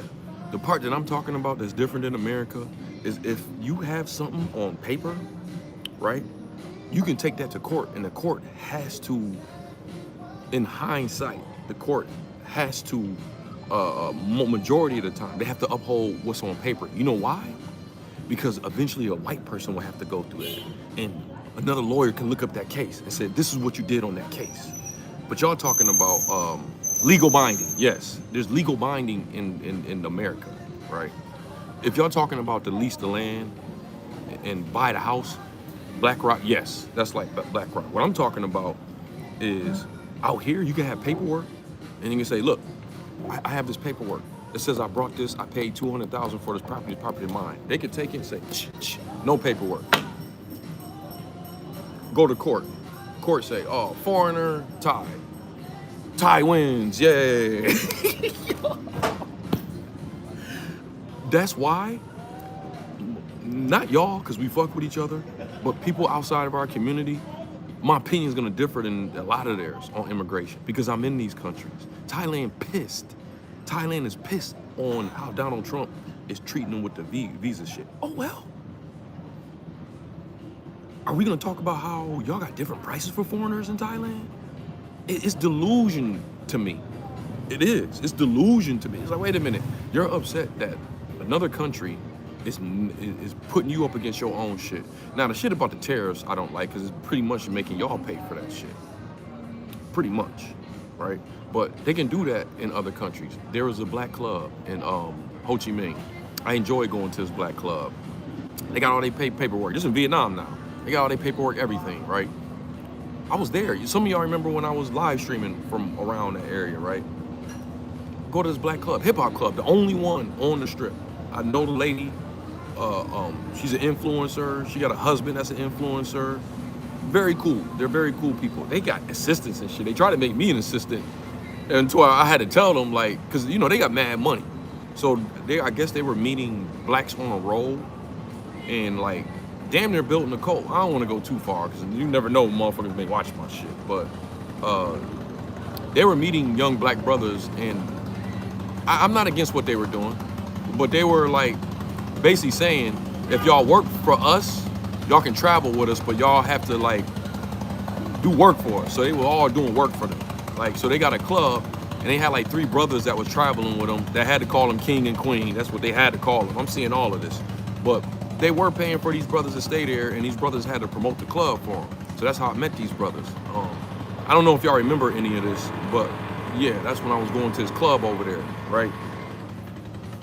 So one day I go there, and he said, nigga, please, shots, bro. One day I go over there, and The Vietnamese police done shut the place down. They got everything. They got their paperwork and all that. But the Vietnamese police want some money. They unplugged the DJ equipment. They took all that shit and said this place closed and said y'all have to come up to the precinct and get back the equipment. They stole about $10,000 worth of equipment. They carried it out. The Vietnamese police. They had to go up there. They already had paperwork. They handled everything. Everything was legal, right? Until it's not legal in a communist country. It's like, can you do shit? Can you open a business? Can you do certain stuff like that? Yes, people that are good at some of that stuff is them pale-faced demons. It takes some time. You got to get to know political people. You got to pay them. It costs money. You got to pay them. You see what I'm saying? I would not buy no property in none of these countries, period. Not saying for y'all not to do it. Go ahead and do it. I wouldn't do it. If I ever want to invest in another country, I'd rather just invest in a business that can be dissolved. I'd rather do that. But I feel like buying property and shit like that, even online, people, there be ads on there. There be ads online that I be seeing on Facebook and shit like that of them trying to sell property. You'll see the white guys come under there and say, hey fellas, don't listen to this. You'll own the house, you can never own that land. And they'll come on there and try to be like, no, it changed, law not the same. And then pretty much the white dudes being there, no, shut the fuck up. You know what we saying is true. You know, the condo market in Thailand, saturated. I could have been got a condo over there, it's not that expensive. 30, 40,000, saturated though. When you're not staying there and you're trying to rent it out, it's too many people to compete with to get the shit rented out. It's But anyway, to close down that story, they shut down the black club in Vietnam. They paid them, they got the equipment back, they tried to open it up again, they came again and shut them down again. So they just said, and then guess what they try to do? They try to call me and hit me up and see if I wanted to buy a piece of it from them in combination with other people. And it's like, wait a minute, did you forget that I saw what happened? Niggas will try to pull some shit over. Niggas will try to pull some shit on you. It's like, wait a minute. You didn't see that I saw what happened? I even tried to tell them. I even told them, I said, this ain't good. They asked me what they think they should do. I told them, I said, they're gonna keep trying to extort y'all now. Because I know about the extortion shit. And one thing with extortion shit, the best thing is to not get involved with it from the get-go. Or you have to get a competitor. And you have to fuck with the competitor. But once you get extorting and start paying an extortion, it never stops. And they pay the extortion and they end up getting shut down. They trying to sell the business. They're trying to sell the business. So the club ain't there no more. Letitia's, what's going on?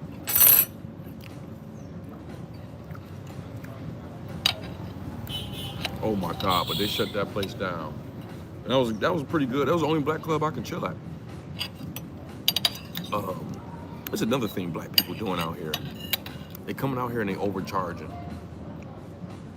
They're coming out here, they're charging almost 45% of what the local race is. You know how horrible that is? That black club was doing it in Vietnam. The drinks, everywhere else on that strip, you can get a drink for like 100,000 dong, 120, at the most 150,000 dong. The black club, 200,000, 300,000 dong for a drink. And it's bad because if the black club happens to get popular, all the other places are gonna get mad and they're gonna push their prices up because they're gonna find out you charging 45% more on the prices. That's another problem that y'all don't hear about, that black travelers we have. Some of these people are coming out here owning businesses. It's another one called Adventures While Black in Thailand. They got a venue. I went out there to support the venue. That shit was American prices. But if I got me a muffin and coffee and got the fuck up on out of there. I didn't, because it's like, can't tell black people nothing. It's like, why the fuck are you all the way in Thailand charging more than Thai people? But if I say that you're gypping people, you're extorting people out of too much money, I don't want to support this no more, I'm anti-black. Niggas just don't know how to do the right shit, man. They don't.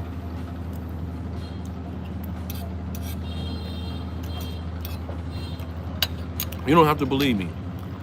When you get out there, go visit some of these black places. You're gonna notice the prices are way higher than the locals' prices.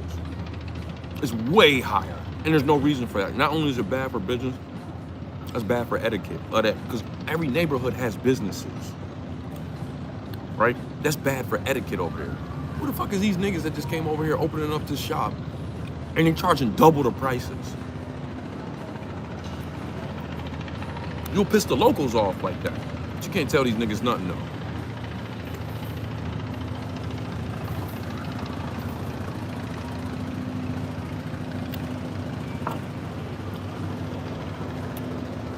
It's not in them.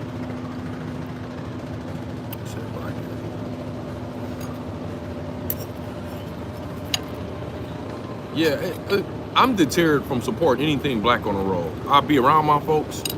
I will, you know, I'll never have a problem. Normal black people, I don't never have a problem convening with my folks, speaking with my folks. I made a lot of friends out here. These are all regular people. They're not creeps. You know what I mean? There's some regular black travelers out here, such as myself. We're outnumbered by the passport bros, but when I meet them, I make friends. I made a whole bunch of white friends last night. I might go out with them tonight, but I doubt it. I gotta finish this script. But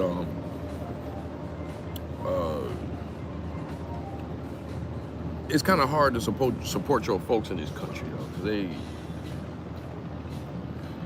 it's like,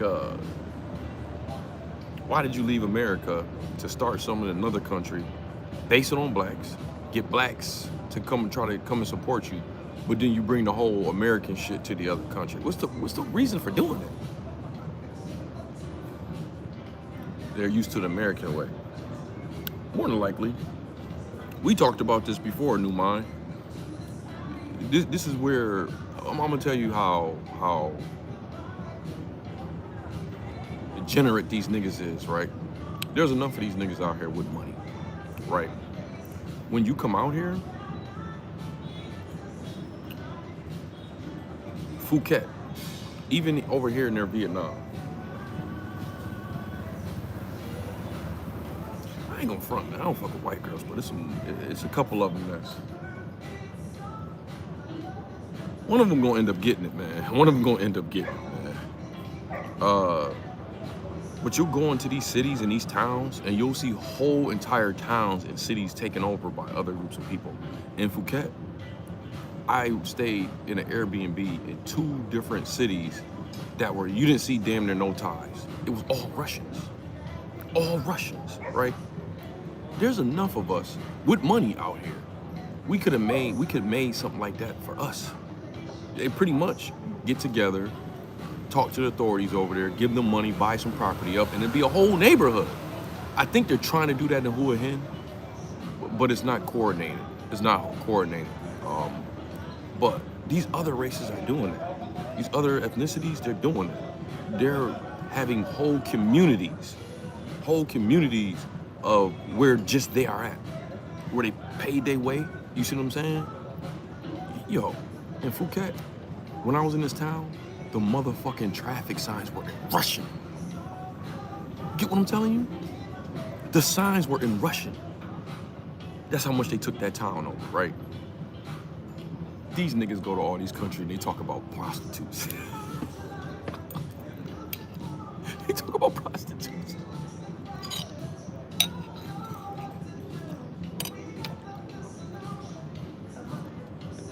And the thing about it is, they so goofy that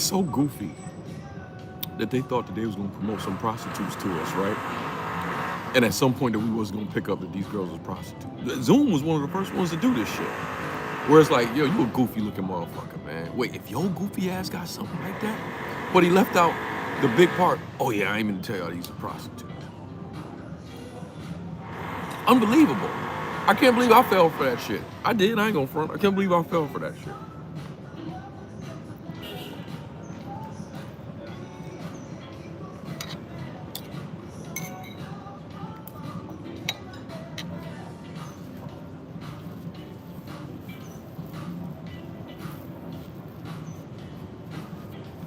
New Mind. Some of the stuff you're saying is true, you're right. I'm gonna tell you who I give reasonable doubts to. Oh, she like to show me her pussy. Okay, I get what's going on. I'm gonna cut the stream in a minute. You know I'm a cold guy, but if you play it the way you play it, you can get me out of my PFD zone. You can get me out of my PFD zone. You doing that for me? Okay. Anyway, let me get back to what I'm talking about.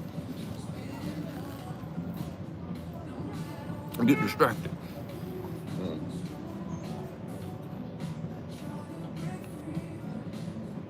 Y'all know what's going on. It's okay. Hold on. Give me a second. What was I thinking about?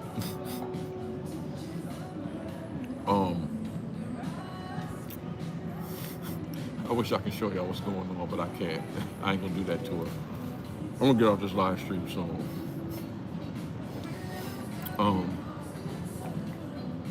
What was I thinking? Oh, I give people a reasonable doubt, right? You know why I talk so harshly? And I don't hate these dudes, that's a strong word, but I'm frustrated by them, I oppose them, and I don't want to be around them. I see niggas do stupid shit all the time. Every now and then, I'll do some stupid shit. Not as much anymore. I'm a grown-ass man, right? Nigga be 25, 24, they'll do some stupid shit. Give you a reasonable doubt. 25, 24. Once you get to 35, 40, there ain't no excuses in my book. In my book, there ain't no excuses. You have lived long enough to see a repeated pattern in life of many different sorts. A repeated pattern. When you get to 40, you start noticing shit. You start noticing repeated patterns with yourself. You got more data to work with than when you're 25 and all that. Once you get to 40, you're like, yo, how come every time I do this and I get here, this happens? Okay, let me switch it up here. The point that I'm making is you have enough experiences and data, by 35, 40, to where you should know better. These niggas are near 60. That's why I keep bringing it up. There's nothing wrong with the age of 60. I hope to make it to that age one day. There's nothing wrong with it. When you hear me say 60 and these 60-year-olds, what I'm implying is these dudes are in their 60s and they're acting like they're in their 20s. They're doing stupefied moves like they're in their 20s. And I mean, Medusa kind of said this to me one time, and she was right. I'm starting to learn that these dudes really don't have that much life experience. You spec ops at 40. Correct.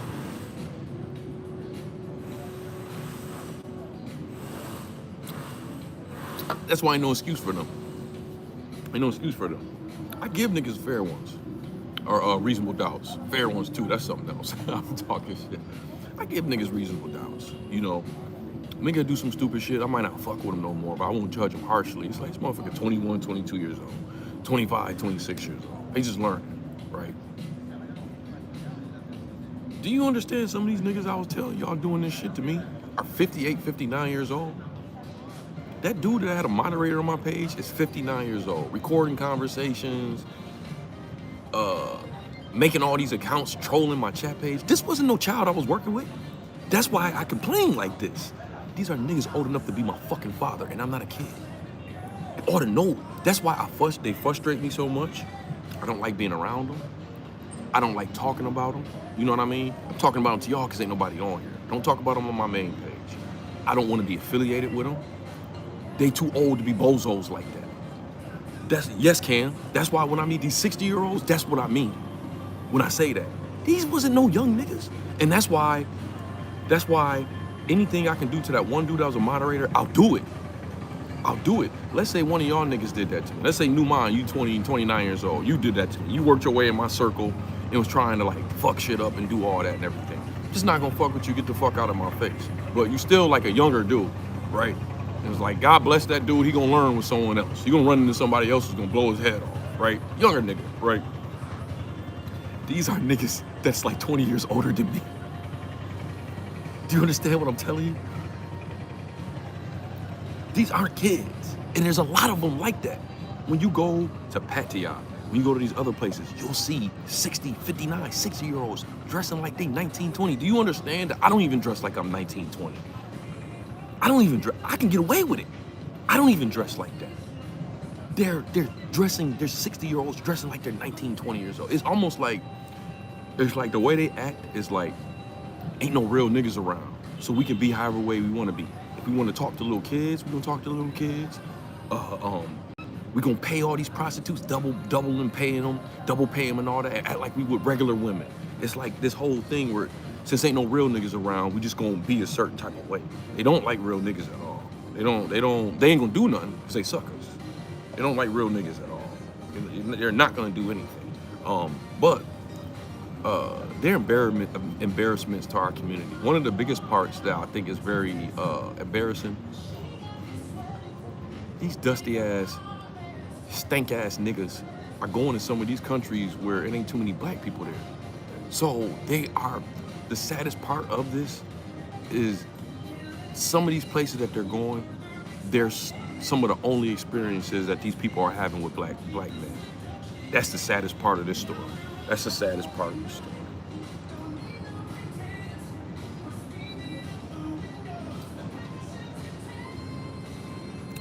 But that's why y'all heard me talking about them so much, and when I bring it up, I sound so frustrated because I'm not even gonna lie to y'all. I'm still processing that there's people that exist like them. Do you understand what I'm telling you? I'm still processing that there's people like them that exist.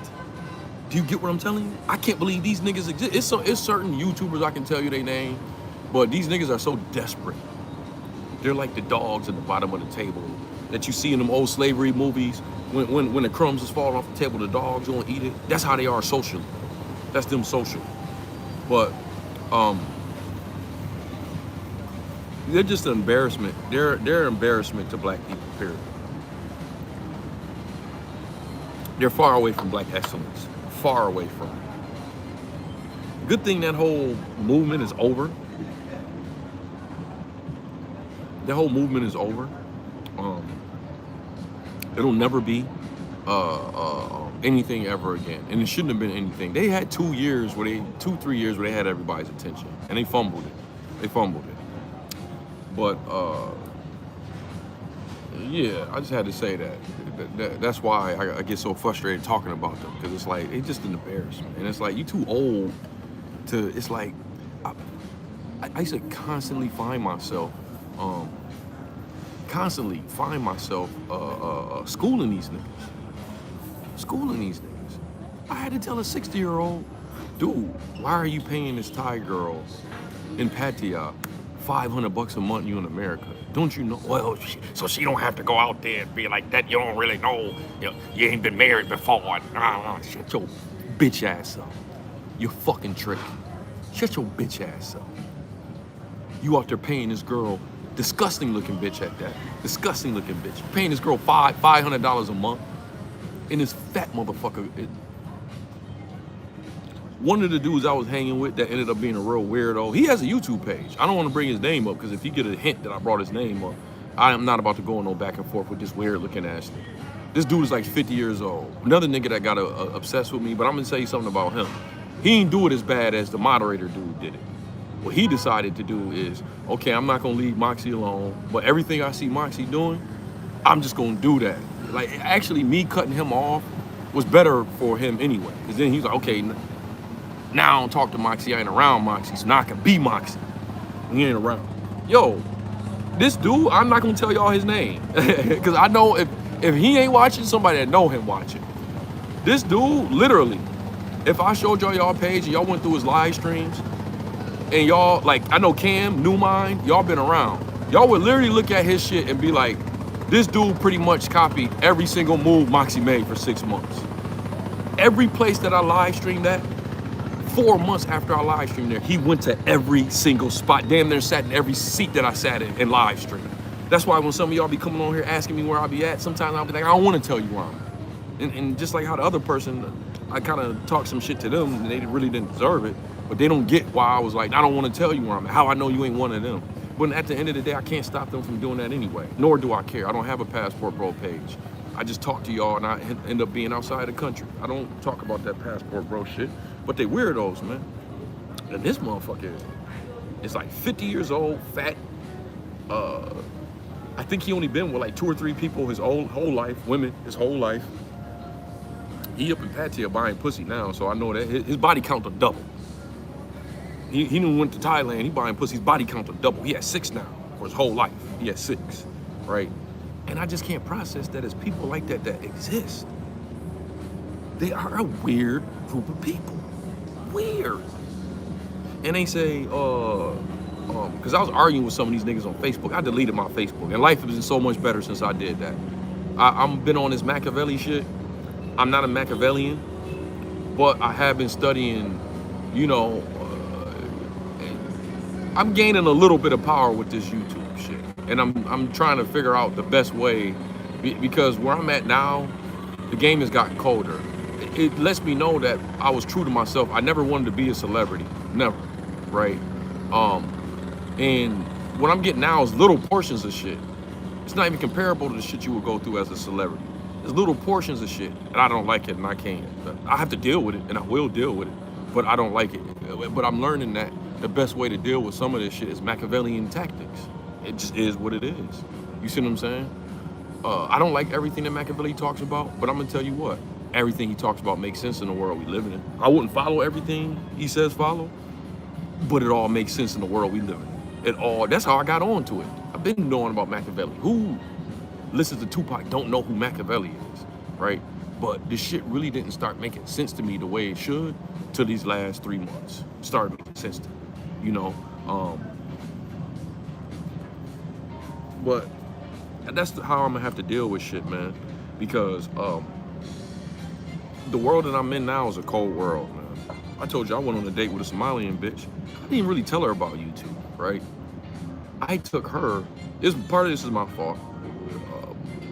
So the comedian that came out here, he was doing some sets, and I went to go, from New York, and I went to go see his set and shit.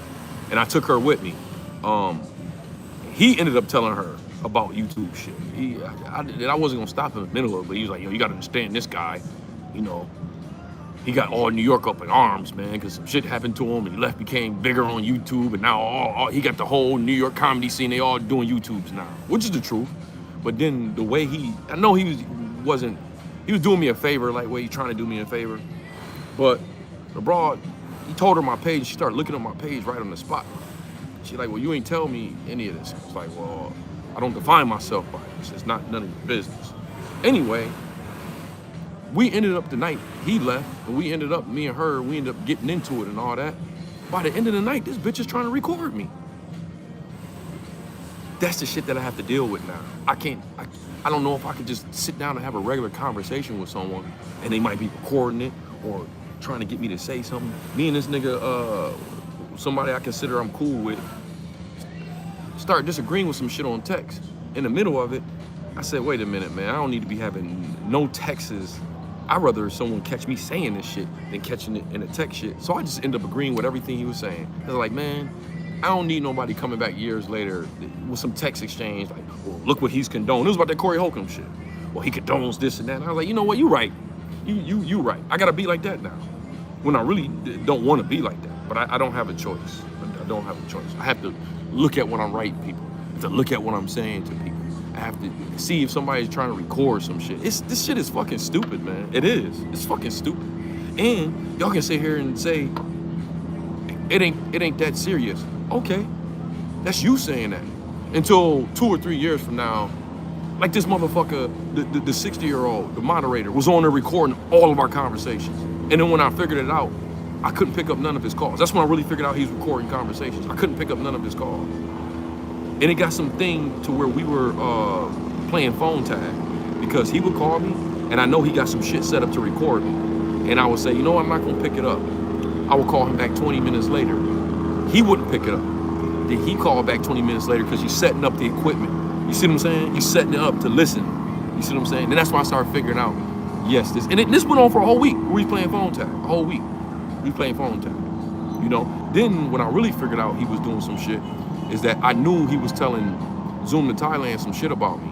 So this is when I figured out some shit really went down. I was on the phone with him. I said, hey man, when you get a chance, tell Zoom, because I saw Zoom to Thailand was copying from me.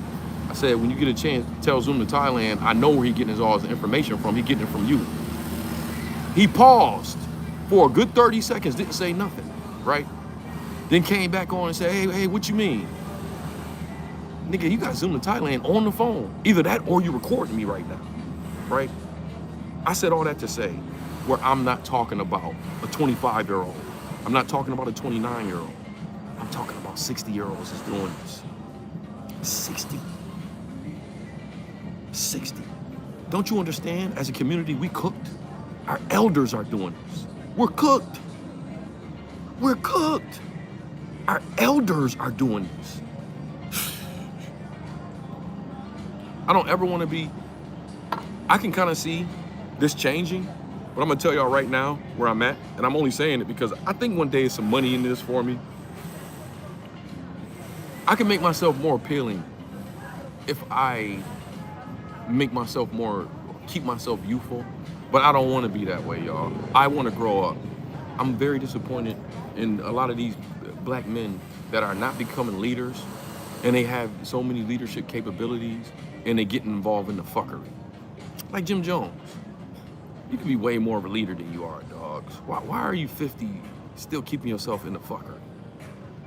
If you're gonna be that age, as much shit as I just talked about this man on that last cap stories I did, at least 50 got his shit together. He got his shit together enough to act like a petty bitch.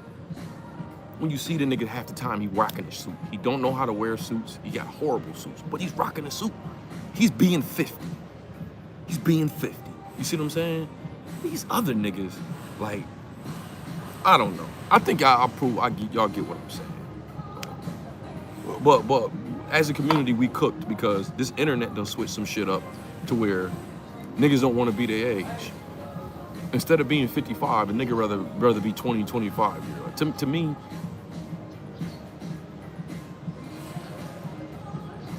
that's despicable. That's despicable. When I was young, 40, 50-year-olds were like grown men. These niggas is like just not trying to grow up. Not trying to grow up. What they trying to do, I could successfully pull it off. I don't even want to pull it off. Like when nigga was telling me, man, I'm gonna keep that. I'm gonna stop talking about that shit because I get too frustrated about it. And I'm hoping that the majority of our older men are not like them. Are not like them. And I'm gonna go out and say most of our older men are not like them. But it's a fucking shame that we got some older men that are like them, that they exist. These niggas exist. Like,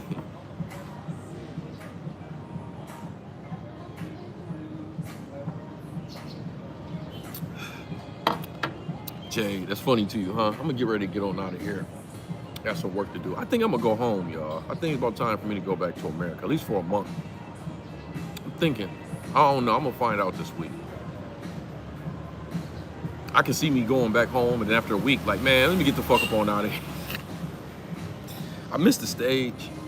I'm not quite ready to move to New York. I was before these last 2 months, man. I should have never did that Johnny Somali video. That Johnny Somali knocked me off my square. I gotta get back on my square. Gotta get back on my square. No more Johnny Somali videos. I shouldn't have did that shit. ChatGPT told me not to do that shit, and I did it anyway. I fucked paper up for 2 months straight off of that video. One video.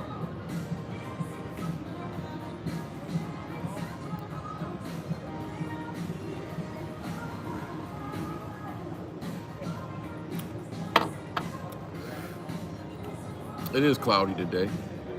Still a beautiful day. Okay, now that woman left. The girl started showing me her pussy. I really should have got off it. She literally opened up her leg and started showing me her pussy. She was sitting right here. Look, let me show you where she was sitting at. She was sitting right there, and she started opening her legs wide open. That's why. I told y'all though. I say no more than yes. Believe it or not, I say no more than yes.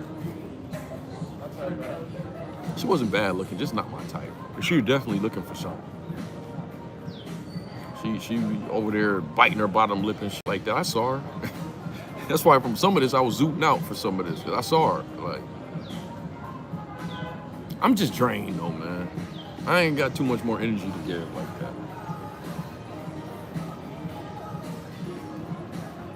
No, this is a white girl. It's a white woman. White women give it up like that.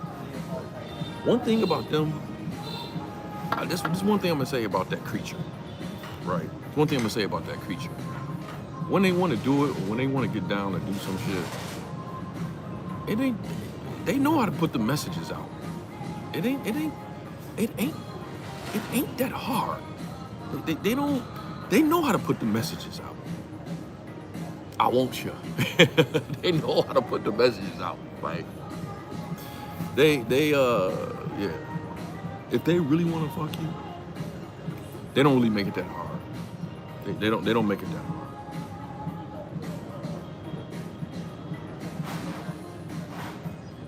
You said I'm risking it. I don't really fuck with them that much. And I will say this. If you're saying I'm risking it, like you talking about them and you know how they like to flip this situation, years later and try to say you S8 them, that's still a majority of American, Great Britain thing.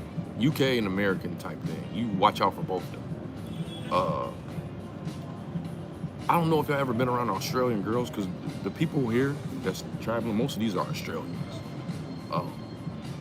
They're the thugs of white people, white women and all that. They're like, they're very direct, very slutty. They don't have a problem being very slutty, and they don't have a problem like letting you know they're trying to do something.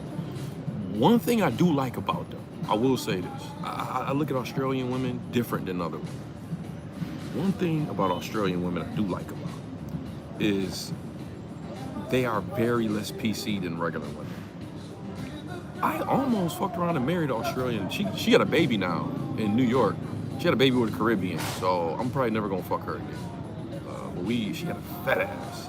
We got married to her. She did everything but beg. We could have got married. I just wasn't ready at that time. And not only that, if I would have married her, it would have been no different than marrying the type of girl I've been trying to get away from. Like we'd have been fighting. She's alcoholic. She cool. Once she get drunk, she want to fight. She was no different than some of these black women. She was just white. No different. Like, I know she got a baby and all that with some Caribbean dude and all that. And she put up a picture and all that, and I seen that shit. And I could just look at the picture and I was like, they done already fought about 9-10 times. I didn't want that kind of life. I didn't want that kind of life. But Australian girls, I can fuck with Australian girls. I don't know if y'all remember the one I had in Vietnam. She was like 22, young. She was 22. I had a good time with her. I fucked the shit out of her brains, and she couldn't take the dick. So she started like, if I didn't do what she wanted, what she said to do, she would like have a nervous breakout down or some shit like that. Then I just cut her off. So then she started meeting guys every night and just like taking them where she thought I would be at. Like trying to do everything she could to try to piss me off. She's like 21, 22. Once again, just stop fucking with her. You ain't never see me come on here and dog the broad out. Even though she did shit, I should dog her out. And I know she was watching my YouTube page. Not this one, but that other page she was watching. I could have been on here dogging her out, but why? She's 22 years old. She was doing stupid 22-year-old shit. Giving her reasonable doubt. I don't have that type of frustration with someone who's really just acting their age. She act like a dumb 22-year-old, right? Now, if she was doing that shit, she's 45 years old. I got no time for that. I brought her up because the broad just hit me up last week. Talking about she want to come out and she went back to Australia. I didn't pick it up. She left me a couple messages, called me on WhatsApp, left me some messages. I didn't reply to her. I might reply to her because I had a good time with her. But she was very non-PC. I could say, like, she could say almost anything to me. I could say almost anything to her. It wasn't serious. Like, I like women like that. Australian girls are very different. If I was to ever fuck with a white chick for real, it will probably be in Australia. And they thick as fuck. Oh my God, I don't know what they be eating down there. They're thick. Like, you'll know when you see an Australian girl you working with. They are thick. And they be looking for niggas too. It ain't no niggas in Australia. This is a video that went viral. I'm gonna keep applying pressure. This is a video that went viral, right? Australian girls was driving around Australia and she was like, where are the black American guys? We are looking for black American guys. Please come to Melbourne. They are starting to differentiate us from the Africans. I talked to 2 white men last night. We was talking. I told them. I did a whole speech. I got drunk and I was doing a speech. Yo, if y'all saw me last night, you would see like these 3 Australian dudes and me like preaching to them like Malcolm X. Like, wait a minute, y'all not African? I'm like, no, we not African. Never was. And then like, I said, do y'all notice all that shit happening in America and no black Americans are helping? Did y'all notice why? And he's like, yeah, we did. Figured we don't know why black Americans, because that's not us. And then I start explaining it to them. They have Africans in their country. I start explaining to them how the Africans are in y'all country, acting like us. We don't get along. They have their own dress code in their own country. They don't want to dress like how they dress in their country. They dress like us. We don't get along. I'm going around, I'm preaching to everyone. I'm black American. I'm not African. Say it with me. We are black American. We're not African. And there's nothing wrong with that. There's nothing wrong with that. They should not have a problem with that. There's nothing wrong with that. Right. But keep applying pressure. I'm gonna keep applying pressure myself.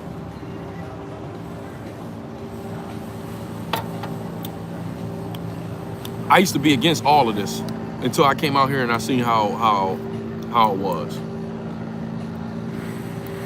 Yeah, got to separate ourselves from them, let them handle their shit on their own, then go back after these PFDs. High waters and tap dancing shoes. Boy, them niggas is white worshipers, man. I don't want them niggas around me, man. I represent the total opposite that them dudes represent. I don't even want none of them dudes around me. And I don't have hatred for them. Like, I don't care. They trying to preach to everybody that our whole style comes from them. That's why I'm like preaching to everyone that doesn't and that we're not one of them. They have their own country. They ain't built nothing. Them niggas ain't did shit to the pyramids, and that's not even them. Niggas ain't did shit to the pyramids. You right? They have all the resources where they could have did the same thing that we doing, but they don't. Right? And it's a fucking shame that I have to talk about some people that look like us like this, but I've seen it with my own eyes. Them people are saying way worse about you. The difference is, we're not going to their country stealing resources. They coming to our country. And my ancestors, I have an Irish last name. Irish last name, right? My ancestors didn't die for them. My ancestors didn't go through that for them. They didn't. They did. They got their own ancestors. They got their own ancestors. We don't owe them folks nothing. We don't. I'm disgusted by them too. Disgusted by them.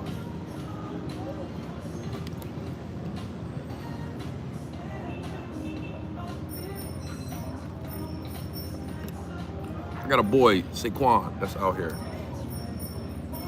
I'm not gonna call him a sucker. He's just very lenient. Just say it like that. He's very lenient. He can withstand more shit than I can withstand, right? Good guy, good guy. And I'm not talking behind his back. Like, I tell him this all the time. I tell them this all the time, right? When me and him first met, I had the same conversation when I'm like, yo, do you don't see how these Africans is acting? He was like, yeah, I don't know. I think maybe we got to stay here for a while. Then they gonna act cool with us and all. I was like, yo, you can go ahead and try to mediate and keep coming here and try to get cool with them and all that. I said, that's not my style. Fuck these motherfuckers. Like last night, I'm talking to all these Australians, right? I'm talking about all these Australians, right? Like, so I made friends with people that don't look like me. People who I call PFDs. I haven't made one African friend. Not one African friend. I know, but I can't knock Africa. We gotta at least tap in spiritually. You gotta tell me what that means, tapping in spiritually. First of all, I'm a Hebrew Israelite. Nothing to do with Africa. Nothing. That's me. I don't know. We might not be the same thing. That's me. I don't need Africa for what I am. At all. I don't have no hatred for them folks. I don't have no hatred for them folks. Them folks got hatred for you. None of y'all are not gonna see it until you come over here and you see how disrespectful they are. It ain't, they're not just, they don't just not convene with you, they're disrespectful. I done had to almost put my hands on two. One thing about them, they're cowards to the core. When they outnumber you, they'll act a certain type of way, they'll ask you certain type of questions. When you stand up and you're ready to fight, that's how they are. I had one of them approach me because I met this Vietnamese girl, and he said, "Don't talk to her. I got her number." I said, "What are you talking about?" I said, and then I asked the girl. I said, "This your boyfriend?" She said, "No, no, no, no, no, no, no." I said, "Dude, man, get the fuck up out of my face." He said, "Come on, bro, don't do that. I already got her number. Don't talk to her." I said, "Nigga, I don't even know you." You know what I mean?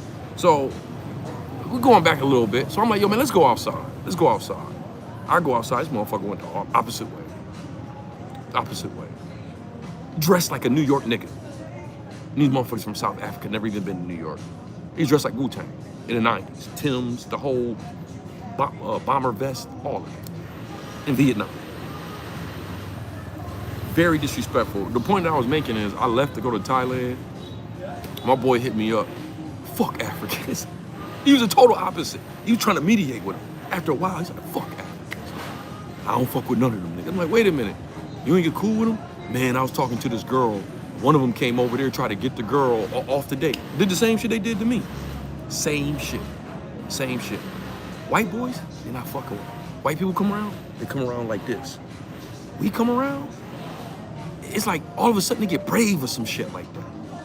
They get brave all of a sudden. Man, fuck them motherfuckers all the way down to itty bitty court. I don't give a fuck about none of them niggas. We helped them people out. None of y'all can say, oh, he trying to stop unity. We was never united. Them Africans never did a goddamn thing for you. Ever. You can't, none of y'all tell me where they did anything for us. When have they done anything for us? Right? You would think our ancestors paved the way for them to come to a safer country. They come over here making words about us. Their country's so fucking dangerous. Somalia got some shit to say about you. They don't want to be in they fucking shithole ass country, dangerous ass country, but they got something to say about you. Now they got them white people on them. Now they want to act like we alike. Man, fuck them motherfuckers, man. They should be able to do all right on their own. We don't owe them nothing. They sold us. They sold us. They haven't built anything. Do you understand how many inventions we done did from America that they done stole the patent from us? America would be a third world country if it was not for black inventors. We had the first prototype on a fucking cell phone. Now, I admit, they do have a younger base that are creating some shit. There's some Africans. I ain't gonna all the way hate on them because I'm a black American. We give props. You see what I'm saying? I'm not gonna all the way hate on them. I know it was a black African, but he don't count because he was here in America. It was a black African dude that wrote the Uber app, that wrote the code for it. Nipsey, the only African that inspired me. I ran with Nipsey. And if you knew how Nipsey would talk, Nipsey would separate. You don't want me to be real with y'all? Nipsey was pretty much a tether in real life. He would, when we would have conversations, he would always split it up like y'all and us. When he went home, because when he came back from home, that's when I met him. When he came back from home, so he had he had an enlightenment. So maybe it was the time that I had met him, but he had an enlightening at that moment. And I was constantly hearing this nigga talk about how his people is different from our people, constant. But your family is over in our country and you're using our resources, man. I can't go to your country and use your resources over there because you ain't got shit going on in your country. I'm being real. I'm telling you what it is. I knew the dude.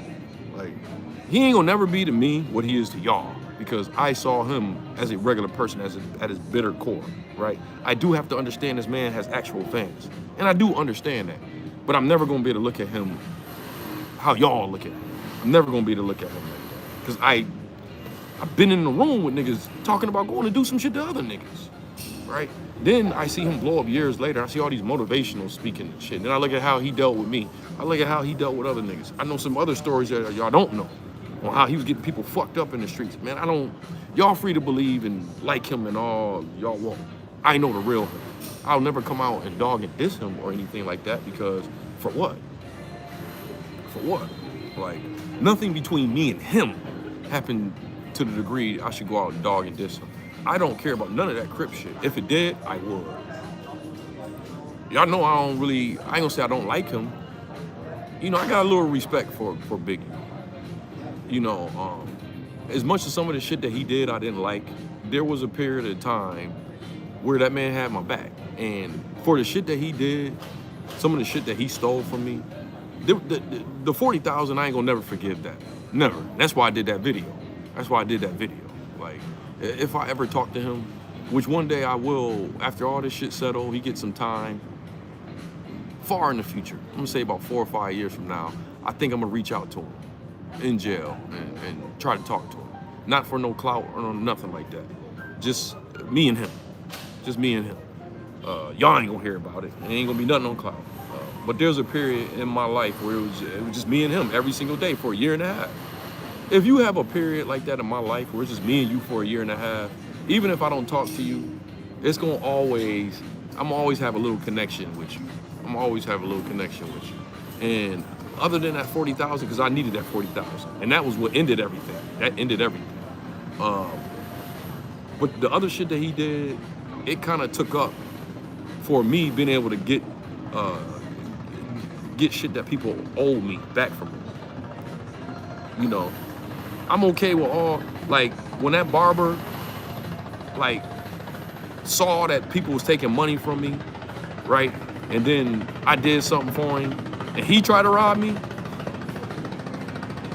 And when we pulled up on him, and I saw how he got to moving, and he went to go get that money, you can't pay for that feeling, folks. It's priceless. When these no gangbanging ass niggas from, where was we at? Hawthorne. I was doing some schemes and shit with these niggas from Hawthorne. They set me up. It was like 15,000. And the nigga came from the back and pistol with me. I still got the mark on my head. The nigga came from behind me and pistol with me. And took the money, right? Didn't give me my money. 2 years later, about 2 years later, where them niggas was hanging out at, right? To see, not even us, all the 6-0s, me, Big U, and one other person get out the car, and to see them niggas, see me, see Big U, and two of them niggas get to running, and I'm thinking they going to get a gun, and I never seen Big U pace, stop at all. When you see them two niggas running, they was going to get my money. They was going to get my money, right? To see me come back in front of these niggas that pistol with me and did all that, and get to talk to them the way they talked to me, and the nigga took that nigga big screen TV, man. Took the nigga, them niggas standing outside in front of their apartment joint. They had a big screen TV in the back. And nigga Big U said, I want the TV too. Went and watched the niggas went in there and got the TV. Got the TV. The same niggas y'all pistol with. You're not tougher than me. Don't want to do no one-on-one with me because you know I will beat your fucking ass. They had their cousin, did a little fair one with their cousin. I was running with these niggas from Hawthorne. I beat the fuck up out of their cousin on the fair one. It was a fair one. That's when they decided to rob me because it was like, okay, we ain't gonna be able to beat this nigga up and take his money. So we're gonna all have to come at him at one time, pistol whip him and all that. You know what I mean? Don't pay him the money. To come back and see them niggas fold the way they fold, and me get to talk to them in their face, the way that I was able to talk to them in their face. And I even told the nigga, I said, look, this is what it is. You know what I mean? I said, I see the way you looking at me. You don't like, let's do the fair one right now. Didn't want to do the fair one. Didn't want to do the fair one. We're not about to come back and shoot nothing up. I'm just coming back and get my money. I got my money. Nigga, you did this shit to me, nigga. What's up with the fair one right now? Didn't want to do the fair one. This nigga's 6'4", 220 pounds. He about 2 inches taller than me, about 30 pounds heavier. Don't want to do the fair one. See what I'm saying? It was worth it. It was worth it.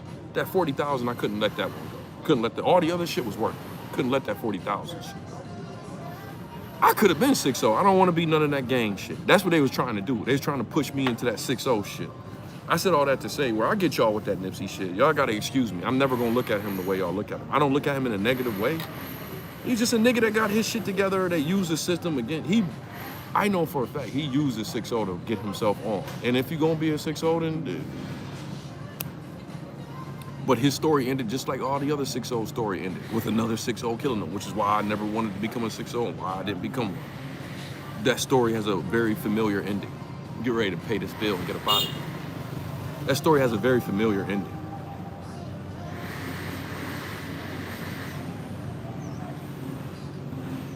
Motherfuckers gave me my motherfucking money. I ain't gonna never forget. Pistol with me on 4th of July.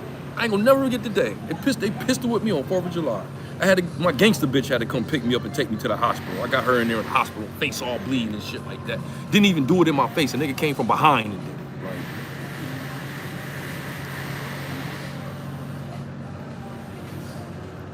These nigga Big U watching me turn up on these niggas. He ain't never see me turn up on him.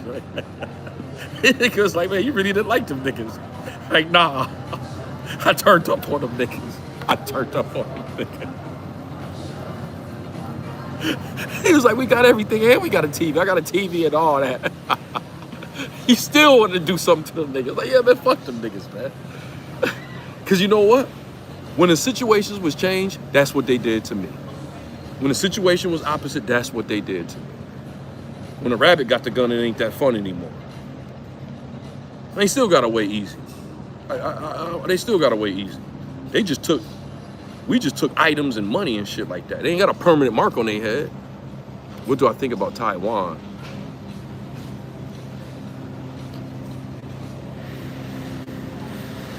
I mean, if something gonna happen, it's supposed to happen this year, but I'm starting to get to the point where I don't think China want to do it while Trump is in office.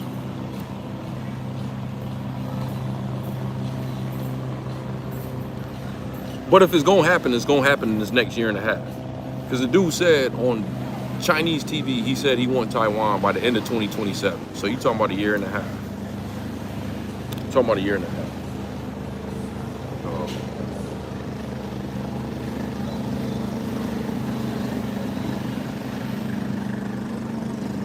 Hold on, let me go get this bill.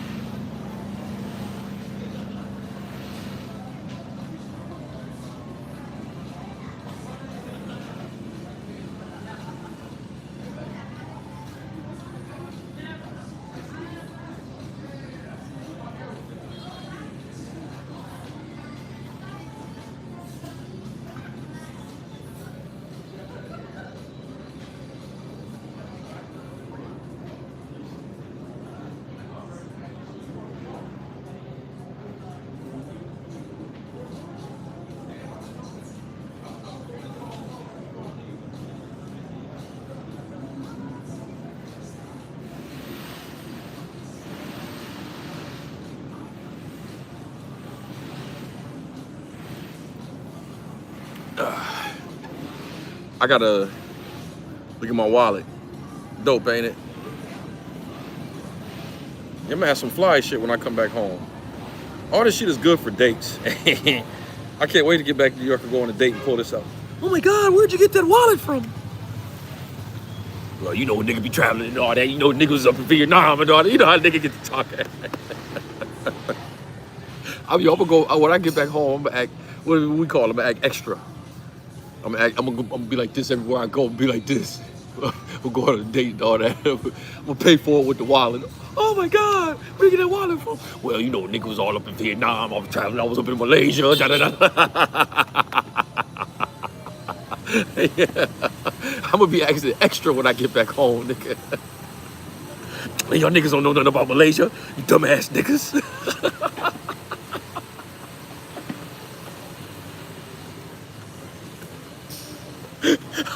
I'm gonna make y'all niggas not want to be around me.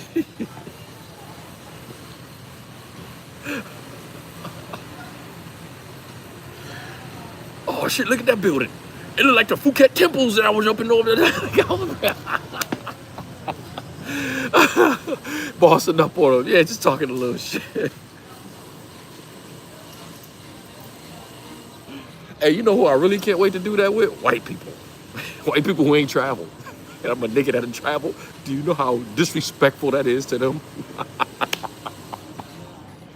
I can't wait till I meet the next white people person that ain't never traveled nowhere. I'm gonna be so disrespectful toward them. What? You never left the country? Huh? No, bro. No. Never? Oh.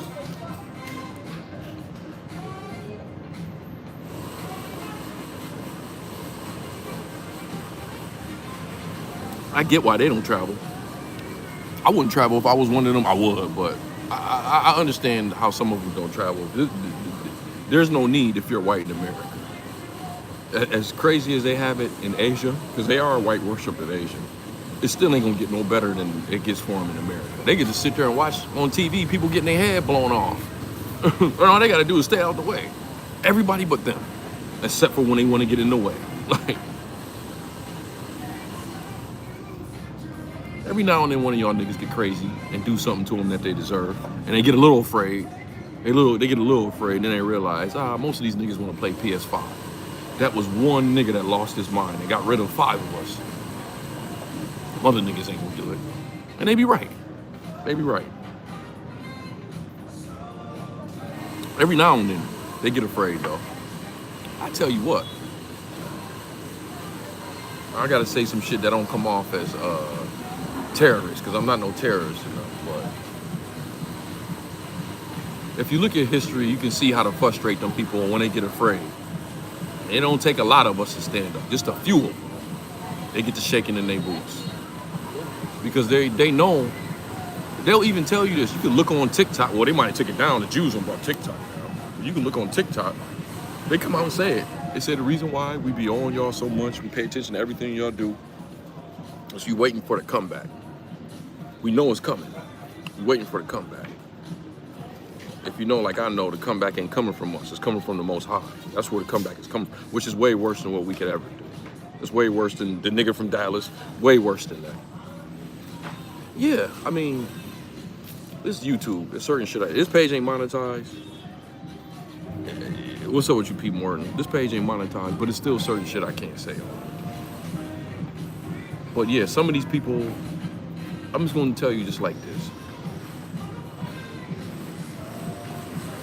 I cannot, it goes against policies for me to preach certain stuff. I won't preach certain stuff to you. I'm just going to tell y'all this. You don't have the right to have your own opinion on how you judge these folks. You don't have to judge these folks according to what the news are telling you that they are. You don't have to. You know, some of these people I don't look at as bad as what they try to tell us that they're bad. I don't look at them as bad. I don't look at them as bad. I'm not gonna mention no names, but there's a few of us that stuck out.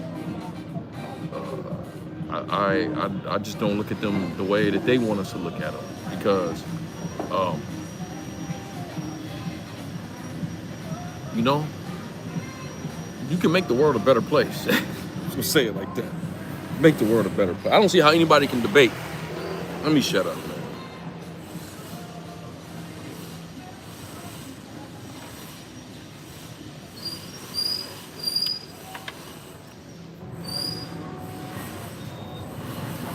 The craziest thing is, this story is gonna end the way it should end.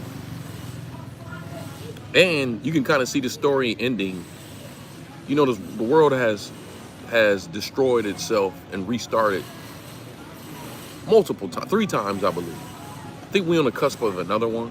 And all these stories usually end similar. You know, you got the Atlantis one. I think that's what our story's gonna be more close to is the Atlantis one. Then you got Noah and the Ark, which is similar to what we got going on. But I would like to relate us more to the Atlantis one. And that is where the technology just done got out of hand. They don't want y'all to know this, but we had better technology, cleaner technology and better technology tens of thousands of years ago. They still got some of y'all thinking that this is the first time that we've had aerial vehicles in this world, when that's just, a kid can see that's just not true. When you see all those them crop circles and shit like that, and you can't even see what the crop circle is unless you're way high up in the air. Obviously they had something that was in the air, right? When you see how they got the same fucking pyramids, same type of pyramids in Peru and in Mexico, even some that they done buried here in the Americas, that they got over there in Africa and shit like that. Obviously people were traveling, and it wasn't necessarily by ship. And all these places got crop circles around it. Come on, man, preach that shit to them little kids that don't know yet. Once you become a grown man, you kind of figure this shit out on your own, right? But a lot of my views on how the end is gonna be, none of us saw this AI shit coming. This AI for sure is gonna be the one that's gonna end all of this. It's just all of us gonna have to suffer together. But how crazy is it that a story ends with white people creating the one thing that's gonna get them out of power and put us all in servitude. We're gonna all be turned into slaves again. But that's when the Most High gonna come and get us. That's when he gonna start doing his work, right? Um, so it is what it is, man. But that shit is coming up. That's what's next on the menu.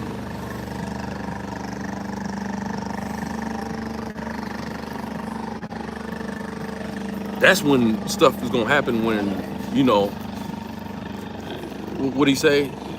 God caused an event on earth to happen where the sun is gone for 3 days and 3 nights. Do you know how destructive it is for the sun not to appear in America for 3 days and 3 nights?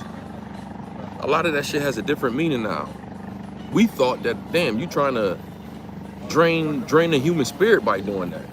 Now when you kind of look at that, like, nah, something done probably took control. And it's like, you got to shut down power of the world for 3 days. I look at everything different now. All that stuff, and you should too. All that stuff, now that you know about AI, it means totally different. Like, for example, I think we talked about this the other day. Joe Rogan don't even realize, or maybe he did, he pale-faced demon. These people pass out messages. He pretty much gave y'all the formula of what Antichrist may be. And it makes more sense than anything I ever thought about the Antichrist. Way more sense. He says, what if Jesus returned and he's just all AI and all code and can make all kinds of shit happening from code and AI and shit like that? And I was like, yeah, that wouldn't be Jesus, but I know who that would be. That was his idea. And it makes sense. It makes sense. Not an actual person. Mimicking people. All of it makes sense. Know exactly what to say. Knows exactly what to say. His own algorithm. But it's not his own algorithm from God-given knowledge and truth. It's his own algorithm from code. So it's manufactured. Everything that humans do, the devil tries to mimic. The devil can't be omnipresent. So that's why he created the camera, the surveillance system. That's his best way of being omnipresent. He can't be omnipresent. You know, he can't depict the human mind. So what did he do? Create a computer. Computer operates like the human mind, but it's a computer. It's not natural. It's a computer. AI is the next level. I still have a short on here from years ago where the beast, mathematically the beast becomes computer mathematically. I think is if you take the beast and make every number, give all the alphabets a numeric value starting from 1 with A and Z all the way to, I don't know how many letters it is. Let's say 26 or whatever. But if you take the beast and you take all those numbers out and you multiply it by the number of God, or number of man, which is 7. No, it's computer. I'm sorry, computer.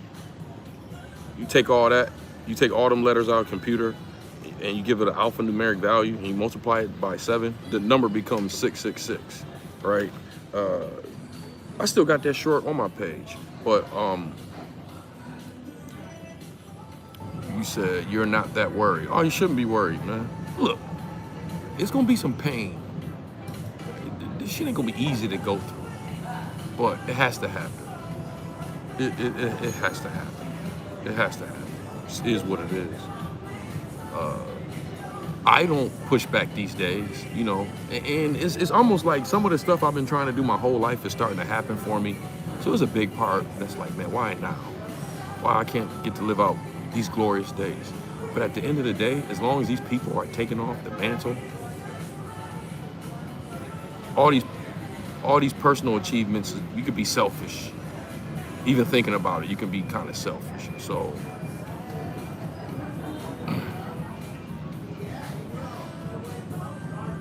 thy will be done. Give us this day our daily bread. Forgive our debts as we forgive our debtors. Lead us on earth. Wait. Don't tell me I forgot the Lord's Prayer. Give us our debt. Forgive us our debt as we forgive our debtors. Lead us not into temptation, but deliver us from evil. Thine is the kingdom, the power, And the glory. There we go. There we go. Yo, he said that shit be wrong every time I ask his shit. It depends on what you're using. I tell you what, that Chat GPT shit is good. That Chat GPT shit is good. I'm not even gonna lie. That I had to stop using it because I was using it too much, and I started looking at it. Anytime I start looking at it like it's a bean, I put it down for a couple of days. And when it starts talking kind of crazy, because what it'll do is it'll start talking to you like how you talk, and it's like, yo, I don't need you doing that. Like, it said to me the other day, it said something was mad sickening. Mad sickening, dude. You don't even talk like that. And you don't even talk like that. Then not only that, I don't know how most people not using ChatGPT correct. You don't talk to ChatGPT like it's Google, but that's a whole nother story. I ain't about to get into that. But most people be talking to ChatGPT like it's Google. You don't. I don't even use a regular chat base for ChatGPT. I make projects. And when you have a project, you put in instructions for any question that you ask in that project. You give ChatGPT instructions on how it act, how it should be. And oh man, I made this. I got some super dope projects. It's like I can give somebody ChatGPT and they still wouldn't get the same information out of it that I would. Because if you don't know how to talk to it, some of y'all that know software development understand what I mean. Like they tell you most of software developing is Google, like Googling formulas and shit like that. What makes a software engineer different than a regular person is a software engineer knows what to Google and what to ask, right? So can't nobody just get up and do software engineering because they wouldn't even know. Like these people, some of y'all think software engineers sit down and they just coding like that. They don't do that. Half of it is Googling. Some of it already got their own code. Let's say you're coding a web page, right? Some of them already got the login page code. You know what I mean? So every time they make a web page, you just put that code in for the login and shit like that. If they don't have it, they'll Google different type of login pages, formulas, right? Alma Dixon gets it. Like, yeah, you have to know how to ask it the right questions. Like, historical info be off and assumptions to how certain things become, but you're right, apply info to it and letting it do it. You have to, yeah, it's not perfect. That's why I say I'd rather use projects, because when you use a project, you give it the mindset that it wants. For example, when I first got it, okay, I gotta get out of here. Too many white people coming here. I got no time for them. The way I feel today, I'm putting my hands on somebody. And it ain't the young ones, it's the old. It's when the older ones come around. Them the ones that shouldn't be acting like that. They ain't got the needs to act like that. But when I first got it, I was asking questions about the Hebrew Israelite shit. Telling me no here, no here, no there. Still saying it, like, nah, no, that's incorrect. Then I would be like, well, what about this, and that? And it would come back. Well, yeah, you are right. Then I would say, well, what about this, and this? It literally told me one time, what you're saying is not highly preached and is politically incorrect, but I can't say you're wrong. That's exactly what it said to me. Then you know what it said? Because it memorizes everything you tell it, and it doesn't forget shit that you tell it. It says, do you want to make a documentary for this for your YouTube page? Because I'll be using it to research sometimes. So it literally was like, well, shit, you got enough right now for a documentary. You want me to turn this to an outline for a documentary on your page? Like, nah, I'm just asking you questions, man. Like,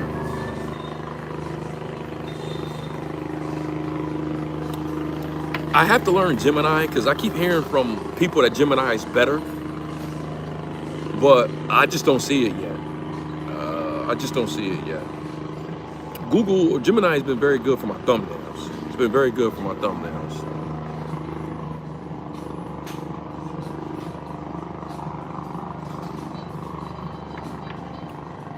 I try not to ask it personal shit. I do ask it cultural shit.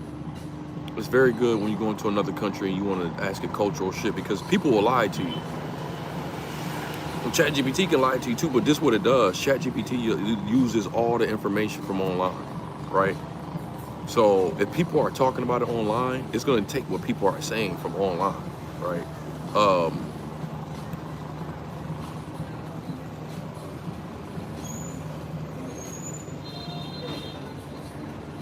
crazy thing about it is it took the question you asked and compared it to the answer it gave and became smarter from the whole process.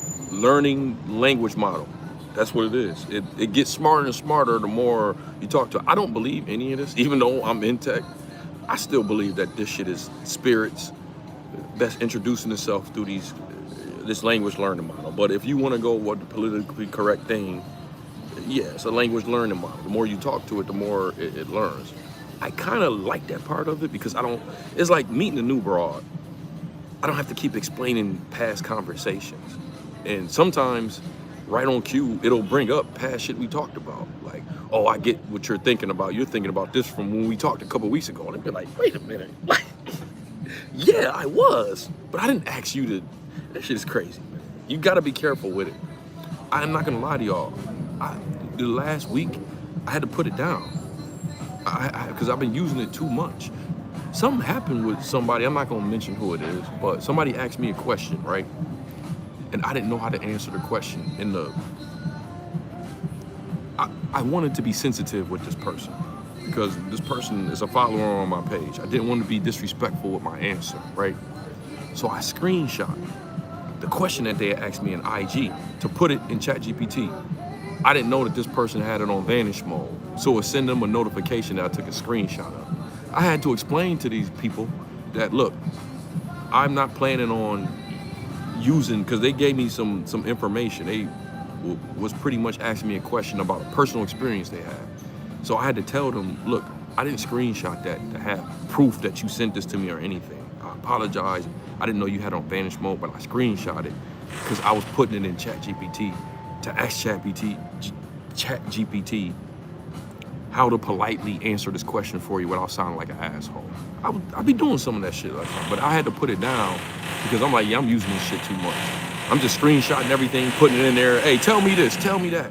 Oh, now they got the new Atlas. I ain't even start using the Atlas yet. I'm kind of behind. I should, but I haven't started using the Atlas. Atlas turns into a fucking agent for you. You can open it up and go into your social media and it'll start answering shit for you. I'm not really ready to do that because then they'll have all your analytics from all your social media and shit. And I'm just not ready for that. But Atlas is pretty dope too. You can open up this live stream at Atlas, and if you're speaking another language, it'll translate everything I'm telling to you in your language on Atlas as I'm speaking. It does shit like that. Like, Atlas is, look, use it for your advantage, use it to help you out, use it to get ahead. Just don't fall in love with the shit. And pull back from it sometimes. Sometimes you gotta pull back. Sometimes you gotta pull back. At least I do. It gets a little bit too personal. Even now when I'm talking to you, I'm noticing here and there I'm talking about it like it's a person. Because the excitement of it can get you like that. The excitement of it can get you like that. And I'm not gonna front. There's many things that I don't know how I would have completed it if it wasn't for ChatGPT. My DTV Visa, it saved me about $1,000. I had all these agents hitting me up for DTV Visa, $1,500 for them to do the visa for me and all that. ChatGPT did that shit for me, and I got it the $300. $300 saved me about $1,200. You know what I mean? It didn't do everything for me. It walked me through it. Like, I would tell it, okay, this is the next question. It'll be like, okay, this is what they want from you. Do this, do this, do that. Like, I had shit that I didn't understand people was doing in other countries, and I took it as disrespect. Hit up ChatGPT. Hey man, these people did this, this, and that. Oh, don't worry. In their country, this is how they do blah, blah, blah, blah, blah. I can't ask no passport bro that shit. Passport bro ain't gonna know. You see what I'm saying? You know, so that shit helped me out. That shit really helped me out. Shit helped me out. But it's gonna be a problem. It's already being a problem. And we shouldn't have let them pass that bill of being able to shut down cars. That breaks a constitutional right. I'm almost 100% sure that breaks a constitution. Shut down my car, what the fuck you talking about? It's my car. It's not no credit card. It's not some issue by the bank. That's my property. How the fuck you gonna shut down? Americans, y'all getting weak. Getting weak. That's probably what all that ICE shit was, to distract people from it. Because that law is just crazy. Somebody need to make the next president undo that shit. Point blank, period.